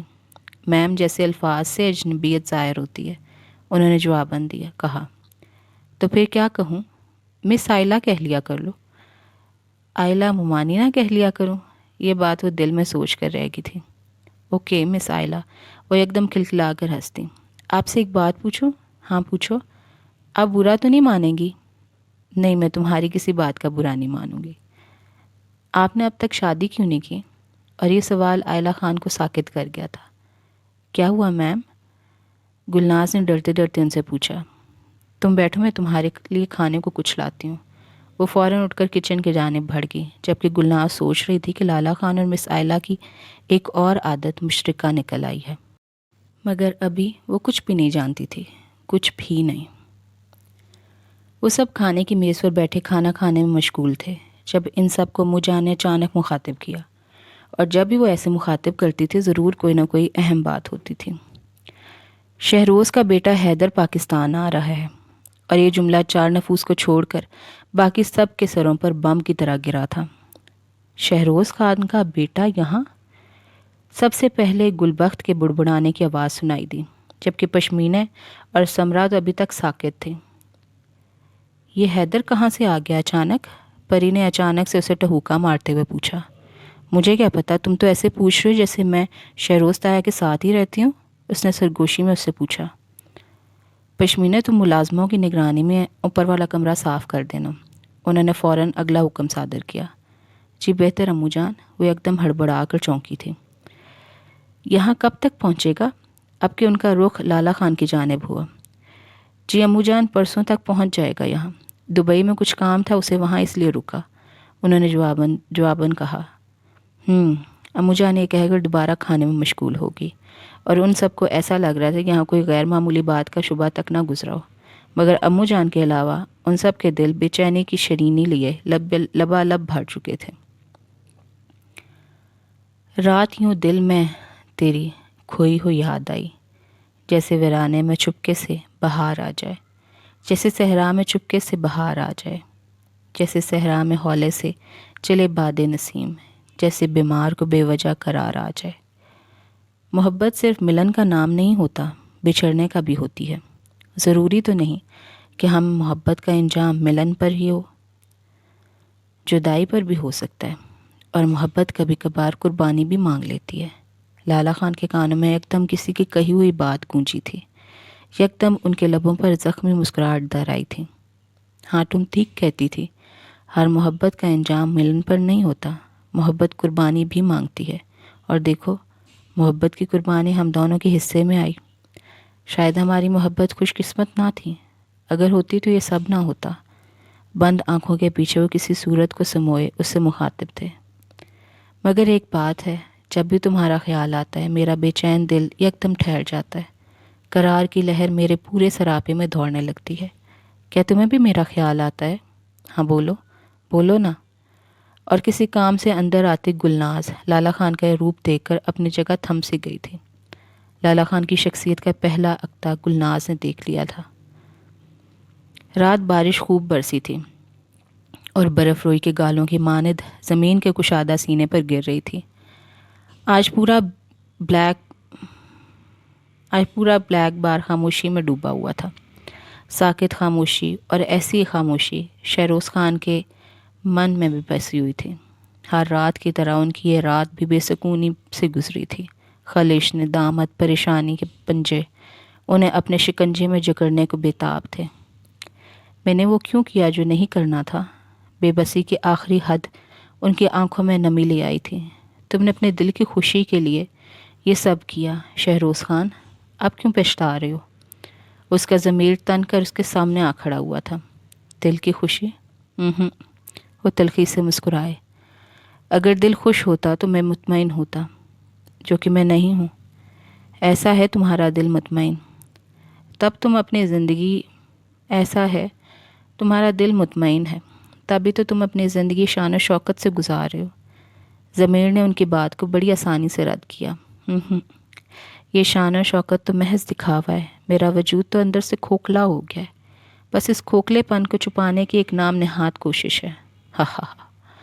اپنی ذات کو بچانے کے لیے دلیلیں ڈھونڈنا کوئی تم سے سیکھے، ان کے ضمیر نے ایک ہولناک قہقہ لگاتے ہوئے کہا تھا۔ وہ اور دور تھا جب میں دلیلیں پیش کرتا تھا، اب تو میں مسمار عمارت کی طرح ہوں۔ ٹوٹے پھوٹے لوگ دلیلیں پیش نہیں کرتے۔ اگر تم وہ قدم نہ اٹھاتے تو آج اپنوں کے پاس ہوتے، ان کے ساتھ ہوتے، یوں اکیلے نہ ہوتے۔ ضمیر نے ایک مرتبہ پھر ان کے زخموں پر نمک چھڑکا تو وہ بلبلا کر رہ گئے۔ ہاں میں اس ایک غلطی کا ہی آج تک خمیازہ بھگت رہا ہوں، اور نہ جانے کب تک بھگتوں گا، شاید زندگی کی آخری سانس تک۔ رات قطرہ قطرہ بھیگ رہی تھی اور شہروز خان کرب کے سمندر میں آہستہ آہستہ ڈوب رہے تھے۔ بس صرف فرق اتنا تھا کہ رات کا بھیگنا خاموشی پر محبت تھا، جبکہ شہروز کے اندر جوار بھاٹا ہلچل مچا رہا تھا اور ان کی بد نصیبی پر ماتم گنا تھا۔ پری مجھے لالا خان کے راز کا پتہ چل گیا ہے، گلناز پھولی سانس کے ساتھ اٹک اٹک کر بولی تھی، جیسے کہیں سے لمبی مسافت طے کر کے آئی ہو۔ ہیں؟ کون سا راز؟ کیا مطلب؟ پری نے گلناز کی بات پر چھمبے سے پوچھا۔ اگر تمہیں بتایا نا تو تم ہوش میں ہی نہیں رہو گی، پتہ ہے بے ہوش ہو جاؤ گے، وہ بیڈ پر بیٹھتے ہوئے بولی تھی۔ بلا وجہ کا سسپنس پھیلانا بند کرو، تم جانتی ہو کہ اتنا سسپنس میں برداشت ہی نہیں کر سکتی، پری نے آپ کے سخت لہجے میں ٹوکتے ہوئے کہا تھا۔ پری، لالا خان ماضی میں کسی سے محبت کرتے تھے۔ یہ سن کر پری کی آنکھیں شوق کے مارے پوری کھل گئی تھیں۔ کیا؟ وہ بے ساختہ بولی۔ دیکھا، ہو گیا نہ سکتا، مجھے بھی ایسے ہی ہوا تھا، گلناز نے اسے باور کرایا۔ تمہیں ایک سب کیسے پتہ چلا؟ پری نے بےتابی سے پوچھا۔ میں نے خود لالا خان کے کمرے سے سن کر آ رہی ہوں، میں خود، وہ بولی۔ گلناز میں تو پاگل ہو جاؤں گی، کیسے کیسے رازوں سے پردہ اٹھ رہا ہے۔ پری نے ایک دم اپنا سر تھام لیا تھا۔ پتہ نہیں ابھی آگے کیا کیا ہونا ہے، پہلے تم سے ریلیٹڈ واقعے نے حواسوں کو ہلایا اور اب یہ۔ پری کا لہجہ بہت رسانیت لیے ہوئے تھا۔ ہمارا معاملہ تو بالکل صاف صاف تھا اور سب کے علم میں تھا، لیکن یہ، گلناز نے بات ادھوری چھوڑ دی۔ گلناز، مجھے تو لگتا ہے ہمارے خاندان والے اپنے اپنے راستوں سے بھٹکے ہوئے ہیں، نہ مسافت کا پتہ ہے اور نہ منزل کا پتہ ہے۔ پری کا لہجہ اب کے تھوڑا تبدیل ہو گیا تھا۔ گلناز نے بھی جواباً اس بات میں سر ہلایا۔ تم ٹھیک کہہ رہی ہو، شہروز چچا کی کہانی ہماری اپنی کہانی، اور ابھی لالا خان کی کہانی۔ عجیب بھول بھلیوں کی نگری ہے۔ تم نے کسی اور سے ذکر تو نہیں کیا نا؟ پری نے پوچھا۔ پاگل ہوں میں؟ گلناز نے اسے گھورا۔ میرے خیال میں تو یہ لالا خان اور مس آئلہ تھے، گلناز اپنی دھن میں بولی تھی۔ کیا مطلب؟ پری نے جواباً سوالیہ لہجے میں پوچھا۔ مس آئلہ بھی ان میرڈ ہے نا؟ گلناز بولی۔ مگر ایسا نہیں ہو سکتا اب۔ پریشے کے اس جملے نے گلناز کو افسردہ کر دیا تھا۔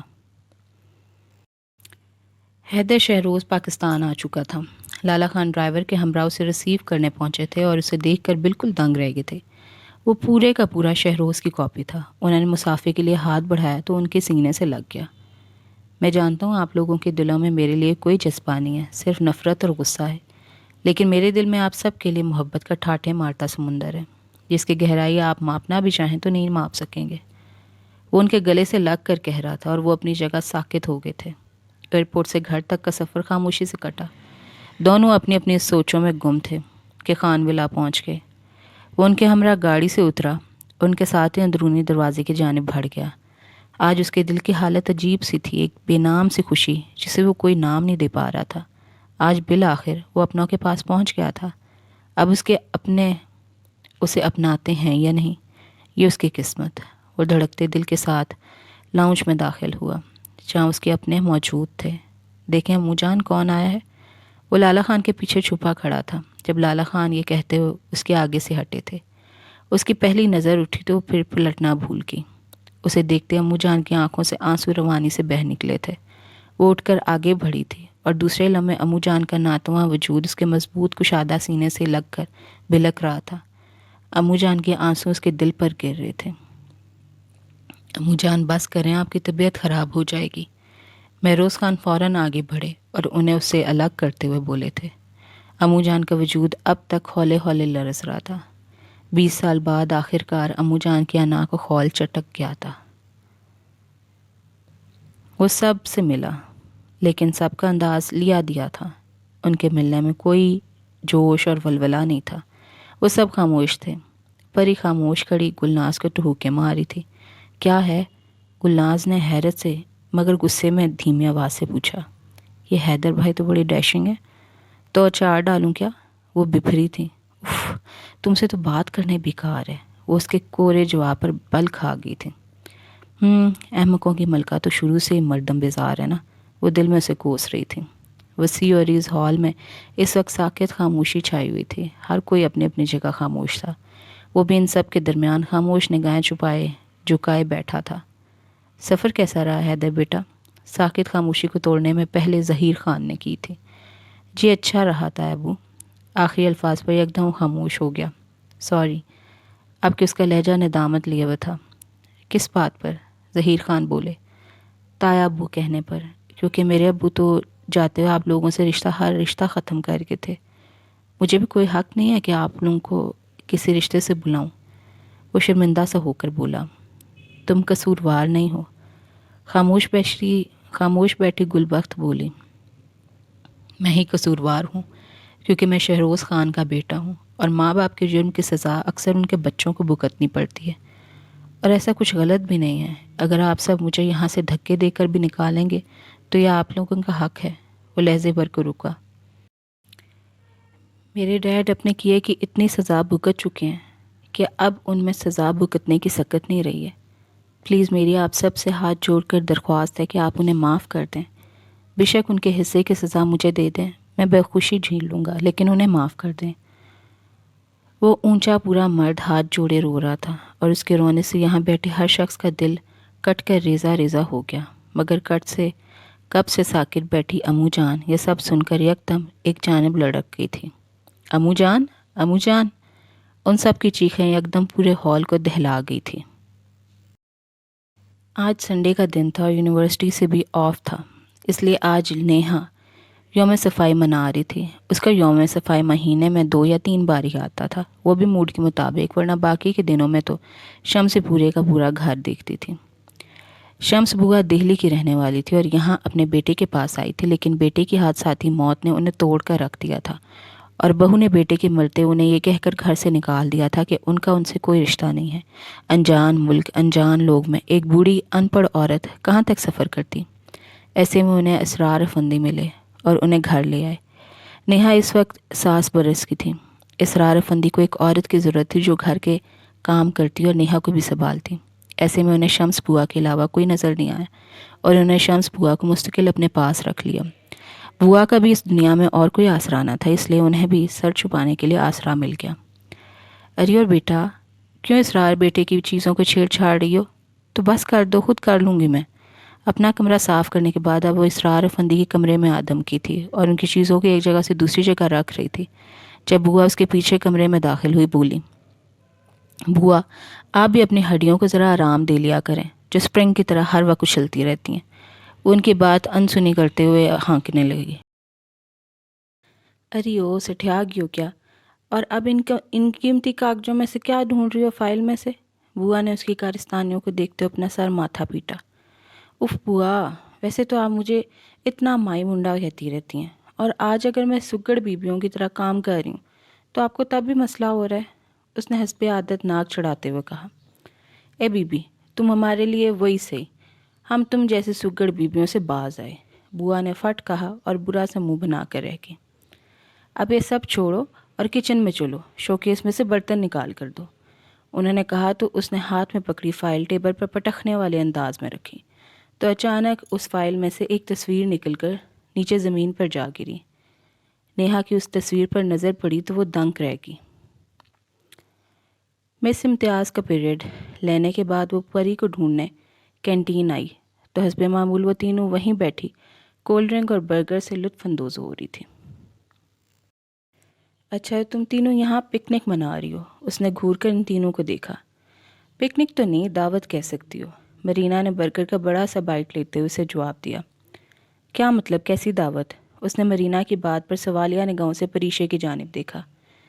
یار، اس کا ہینڈسم ڈیشنگ کزن لندن سے آیا ہے، اس کی خوشی میں، پری کی بجائے زرمینہ نے جواب دیا تو گلناز بل کھا کر رہ گئی۔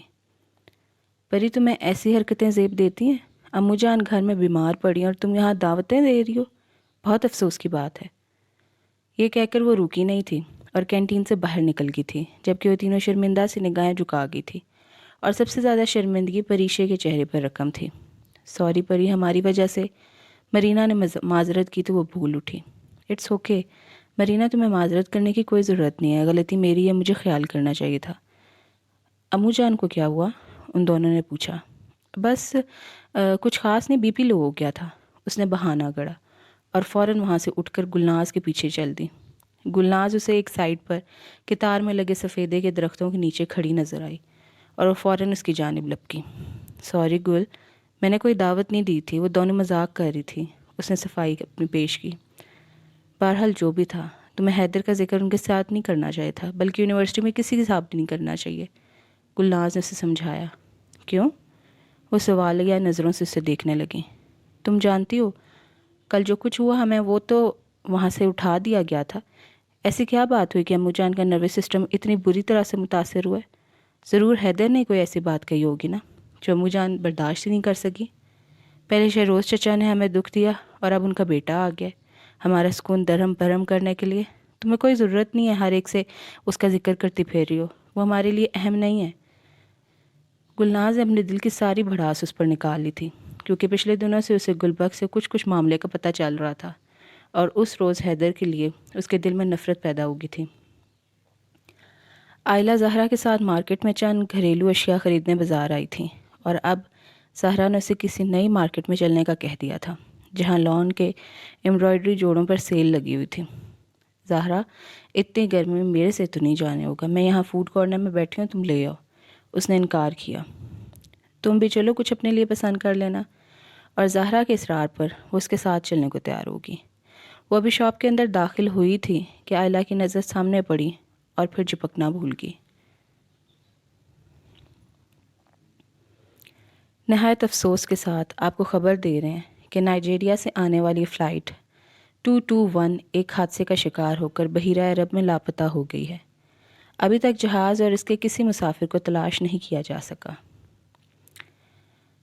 بھابھی، مہروز آفس چلا گیا کیا؟ وہ اپنے کفلنگز بند کرتے ہوئے سمرا سے مخاطب ہوئے تھے۔ ہاں، مہروز تو صبح صبح چلے گئے تھے، شاید کسی آفیشیل کام سے انہیں دوسرے شہر جانا تھا، سمرا نے جواب دیا۔ یہ کہہ کر وہ امو جان کے کمرے کی طرف بڑھ گئے۔ السلام علیکم امو جان۔ انہوں نے دروازے پر دستک دی اور پھر اجازت ملنے پر کمرے میں داخل ہو گئے۔ کمرے میں آگے شاذر خان موجود تھے، شاید امو جان سے کوئی مسئلہ ڈسکس کر رہے تھے۔ وعلیکم السلام، آؤ شہروز، ہم تمہارا انتظار کر رہے تھے۔ امو جان نے مسکراتے ہوئے لہجے میں جواب دیا تھا اور مؤدب ان کے سامنے بیٹھ گئے تھے۔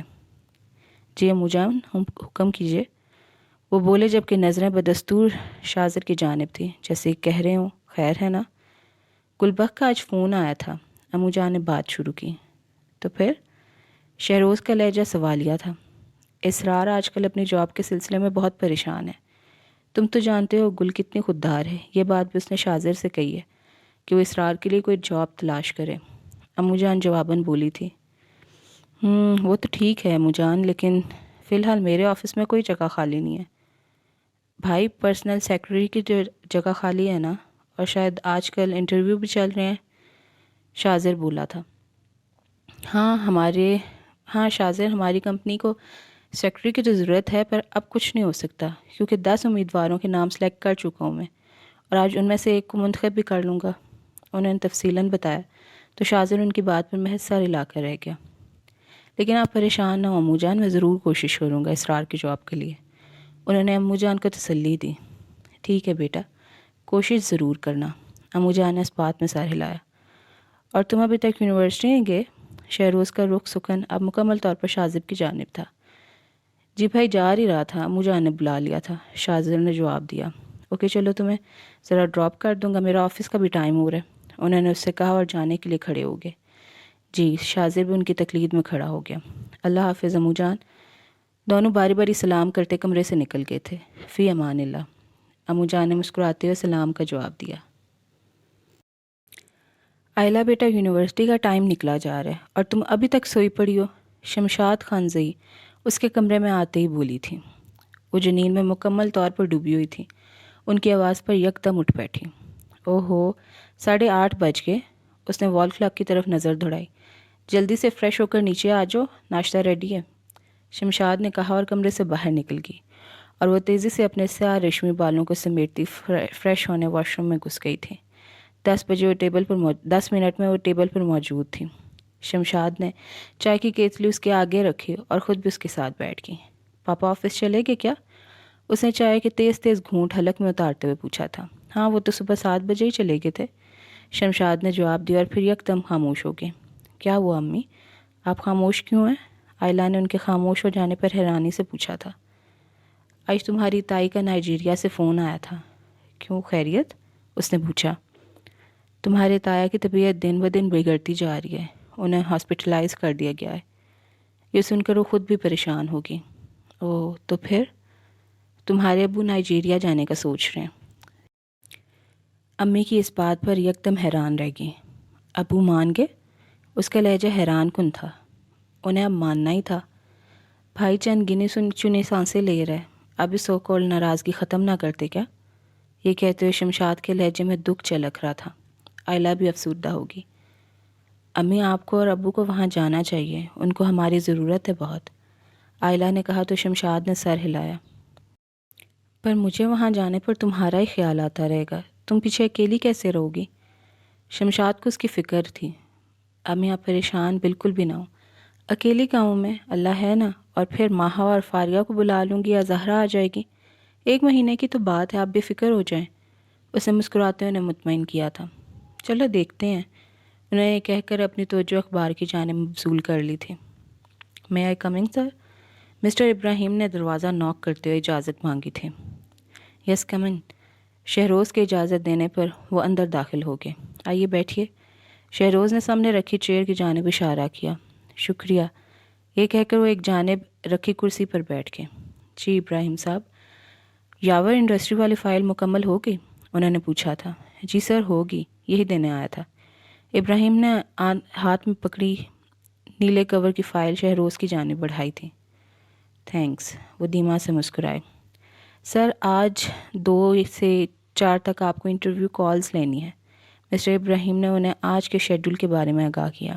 ہاں، اچھا ہوا آپ نے یاد دلا دیا، یہ سب آپ اپنی نگرانی میں کر لیجیے گا، انہوں نے جواباً کہا تھا۔ جی اوکے سر، ٹھیک ہے، اب آپ جا سکتے ہیں، یہ کہہ کر دوبارہ کسی فائل میں مصروف ہو گئے۔ خالہ دعا کیجیے گا آج جہاں انٹرویو دینے جا رہی ہوں سلیکٹ ہو جاؤں، اس نے چائے کی پیالی میں سوکھا رس ڈبو کر کہا تھا، میری دعائیں تو ہمیشہ تمہارے ساتھ ہی رہیں گی، تم بس امید نہ چھوڑنا۔ خالہ نے جواباً اسے تسلی دی تھی، کیونکہ جانتی تھی شہنیلا پچھلے 6 ماہ سے ایک جگہ سے دوسری جگہ نوکری کی تلاش میں دھکے کھاتی پھر رہی تھی، پر ابھی تک اسے منزل نہیں ملی تھی۔ جس جگہ جاتی وہاں تعلیمی قابلیت اور ڈگری سے دیکھنے سے پہلے رشوت مانگی جاتی تھی، اور شہنیلا مایوس ہو کر الٹے قدموں واپس لوٹ آتی تھی۔ صبح ایک امید لے کر گھر سے نکلتی تھی کہ شاید آج کامیابی مل جائے، پر نہیں، جو لوگ رشوت کے پیسوں سے اپنے جسم کی پرورش کرتے ہیں وہ پھر اتنی آسانی سے اسے پیچھا نہیں چھڑا سکتے۔ خالہ اگر امید چھوڑ دیتی تو کیا ہر روز ایسے ہی دھکے کھاتی؟ وہ ہولے سے مسکرائی تھی۔ میں جانتی ہوں کہ میری شہنیلا بہت بہادر ہے۔ خالہ بی نے بہت شفقت سے اس کے سر پر ہاتھ پھیرا تھا۔ اچھا خالہ، اب میں چلتی ہوں، دعا کیجیے گا، اور ہاں، میں نے آپ کی روٹی بنا کر ہاٹ پاٹ میں رکھ دی ہے، یاد سے کھا لیجیے گا، اور دوائیاں بھی آپ کی چارپائی کے دائیں والی تپائی پر رکھتی ہیں، وہ بھی لے لیجیے گا۔ اس نے جاتے جاتے یاد دہانی کرائی تھی۔ خالہ نے مسکراتے اس بات میں سر ہلایا۔ جاؤ فی امان اللہ۔ خالہ بی نے اسے بیرونی دروازے سے نکلتا دیکھ کر دل میں کہا تھا، شازر تمہیں گھر میں یہ بات بتانے کی کیا ضرورت تھی؟ خواہ سب کو پریشان کر دیا تم نے۔ اسرار کے جاب کے حوالے سے جو بات شازر نے گھر والوں کو بتائی تھی، گلبخت اس وجہ سے اس پر برہم ہو رہی تھی۔ ارے غصہ کیوں کر رہی ہو؟ تم کوئی ہم سے الگ ہو جو اپنی پریشانیاں ہم سے چھپائے رکھتی ہو؟ شازر نے الٹا اسے لتاڑا تھا۔ یہ بات نہیں ہے شازر، تم جانتے ہو کہ خودداری کے معاملے میں کوئی کمپرومائز نہیں کرتی، اور دوسری بات یہ کہ میں پھوپھو کو اپنی جاب سے اپنی جانب سے کوئی بھی پریشانی نہیں دینا چاہتی۔ وہ بے ساختہ بولی تھی۔ اچھا، کچھ بنا اسرار کی جاب کا کیا؟ اس نے دوبارہ پوچھا۔ نہیں، کافی جگہ انٹرویو دے چکے ہیں، پر ابھی تک کہیں بھی کوئی مثبت جواب نہیں ملا ہے، وہ مایوسی سے بولی تھی۔ چلو اللہ پر بھروسہ رکھو، ضرور مدد کرے گا، شازر نے اسے تسلی دیتے ہوئے کہا تھا۔ اسی پاک ذات پر تو بھروسہ ہے، گلبخت بولی۔ ہاں بے شک وہی ہے جو ہمارے لیے آسانیاں پیدا کرتا ہے۔ شازر کا لہجہ بہت پر یقین تھا۔ گلبخت کو کچھ ٹھارس بندی تھی۔ ایبٹ آباد میں سردیاں پوری شد و مت سے اتر آئی تھیں، اور اوپر سے یونیورسٹی کی نئی کلاسز بھی باقاعدہ اگلے 2 دن سے شروع ہونے والی تھیں۔ ایسے میں آئلہ یونیورسٹی اور گھر کے درمیان گھن چکر بنے ہوئے تھے، کیونکہ شمشاد اور فاروق خانزئی کی سیٹیں کنفرم ہو چکی تھیں اور انہیں 2 دن بعد نائجیریا روانہ ہونا تھا۔ زہرا کو اس نے لاہور سے بلوا لیا تھا، وہ بھی اس کا پورا ساتھ دے رہی تھی۔ شاپنگ سے لے کر پیکنگ تک آئلہ اور زہرا نے مل کر کام کیا تھا۔ ابو اپنا اور امی کا ضرور بہت خیال رکھیے گا، اور دوائیاں آپ دونوں نے ٹائم سے لینی ہیں۔ شام کو ان کی فلائٹ تھی، اور ان کے روانہ ہونے سے پہلے آئلہ انہیں خصوصی ہدایات ازبر کروا رہی تھی۔ ارے بیٹا، یہ بات آپ کو 200 بار کہہ چکی ہیں، اب تو یہ جملہ ہمارے دل پر نقش ہو چکا ہے، فاروق خانزئی نے شرارت سے اسے ٹوکا تھا۔ اچھا، اپنا بہت خیال رکھنا بیٹا، اور ہاں زہرا، تم اب یہیں رہنا۔ میں نے تمہاری ماں سے اجازت لے لی، 1 مہینے کی بات ہے، پلک جھپکتے گزر جائے گا۔ شمشاد خانزئی نے جواباً کہا تھا تو وہ دونوں سر ہلا کر رہ گئی، پر آئلہ نہیں جانتی تھی کہ تقدیر کیا سوچے بیٹھی ہے۔ وہ جس وقت رکشے سے اتری، سورج پوری آب و تاب کے ساتھ آسمان پر چمک رہا تھا۔ اس نے رکشے والے کو کرایہ تھمایا اور عمارت کی جانب بڑھ گئی۔ ایس کے بلڈنگ اپنی پوری طاقت اور غرور کے ساتھ زمین پر سینہ تانے جلوہ افروز تھی۔ اس نے عمارت میں داخل ہونے سے پہلے جتنی قرآنی آیات ازبر تھی دل میں پڑھ لی تھی۔ بس دل میں امید ڈھیرے ڈالے بیٹھی تھی کہ آج شاید اسے جاب مل جائے۔ پچھلے 6 ماہ سے دھکے کھاتے کھاتے اب وہ جسمانی طور پر تھکنے لگی تھی۔ لوگوں کے رویے اب اسے کمزور کرنے لگے تھے۔ آج یہاں وہ اپنی پوری تیاری کے ساتھ آئی تھی کہ جیسے بھی اسے یہ نوکری ضرور حاصل کرنی ہے۔ ریسیپشن پر پہنچ کر اس نے معلومات لی اور ویٹنگ روم کی جانب بھر گئی۔ ویٹنگ روم میں پہلے سے ہی بہت سے اس جیسے امیدوار محو انتظار تھے۔ وہ انتظار میں لگے ایک صوفے پر بیٹھ گئی۔ اب اسے بلائے جانے کا انتظار تھا۔ شازر، سنا ہے کہ کچھ نئے اسٹوڈنٹس بھی یونیورسٹی میں آئے۔ وہ تینوں دوست اس وقت کیفیٹیریا میں بیٹھے لنچ کر رہے تھے جب عباد نے خبر سنائی تھی۔ تو کیا کریں یار، ظاہر یونیورسٹی تعلیمی ادارہ ہے، ہر کوئی یہاں تعلیم حاصل کرنے آتا ہے۔ اس نے اس بات کو ہوا میں اڑاتے ہوئے جواب دیا، یار وہ تو ہمارے ڈپارٹمنٹ میں آئی ہے نا۔ اب کے صغیر نے شرارت سے آنکھ دبائی۔ कमीनो, मैं आप समझाना, कुछ शर्म करो। शाजिर ने उन्हें लताड़ा था। अरे हमने क्या किया है? वो सब मस्कीन बनाए सूरत बोले। मैं तुम लोगों की खसलत समझता हूँ, जहाँ लड़की देखते हो राल टपकने लगती है। शाजिर ने उनका पोल खोल दिया। हाँ, अब हम तुम्हारी तरह पत्थर दिल के तो नहीं है ना? फराज उल्टा उसे घूरते हुए कहने लगा। वो जवाबन सर झटक कर रह गया। स्टॉप दिस टॉपिक, चलो पीरियड का टाइम होने वाला है, चलते हैं। ये कहकर वो उठ खड़ा हुआ था। वो सभी उसके पीछे बाहर निकल गए थे। मिस शहनीला फ़ारूक, उसका नाम पुकारा गया तो हड़बड़ा कर ख्यालों की दुनिया से निकल आई। मिस, आप कॉन्फ्रेंस रूम में आइए। कॉन्फ्रेंस रूम की तरफ बढ़ते हुए उसके कदम लड़खड़ाने लगे थे। वो नर्वस हो रही थी। दिल था कि तेज़ तेज़ धड़कने लगा था। मैं आई कम इन सर? मिस्टर इब्राहिम उसे साथ लिए कॉन्फ्रेंस रूम में दाखिल हुए थे। सर, ये लास्ट उम्मीदवार बची हैं। मिस्टर इब्राहिम ने उसकी जानिब इशारा किया। आए मिस शहनीला, बैठिए। शहरोज़ ने सामने रखी कुर्सियों की तरफ इशारा किया तो वो झिझकते हुए एक तरफ रखी कुर्सी पर बैठ गई। Please give me your documents. Shahroz ने कहते हुए अपना मजबूत हाथ उसकी जानिब बढ़ाया तो उसने कांपते हाथों से अपनी सीवी फ़ाइल शहरोज़ की तरफ बढ़ाई।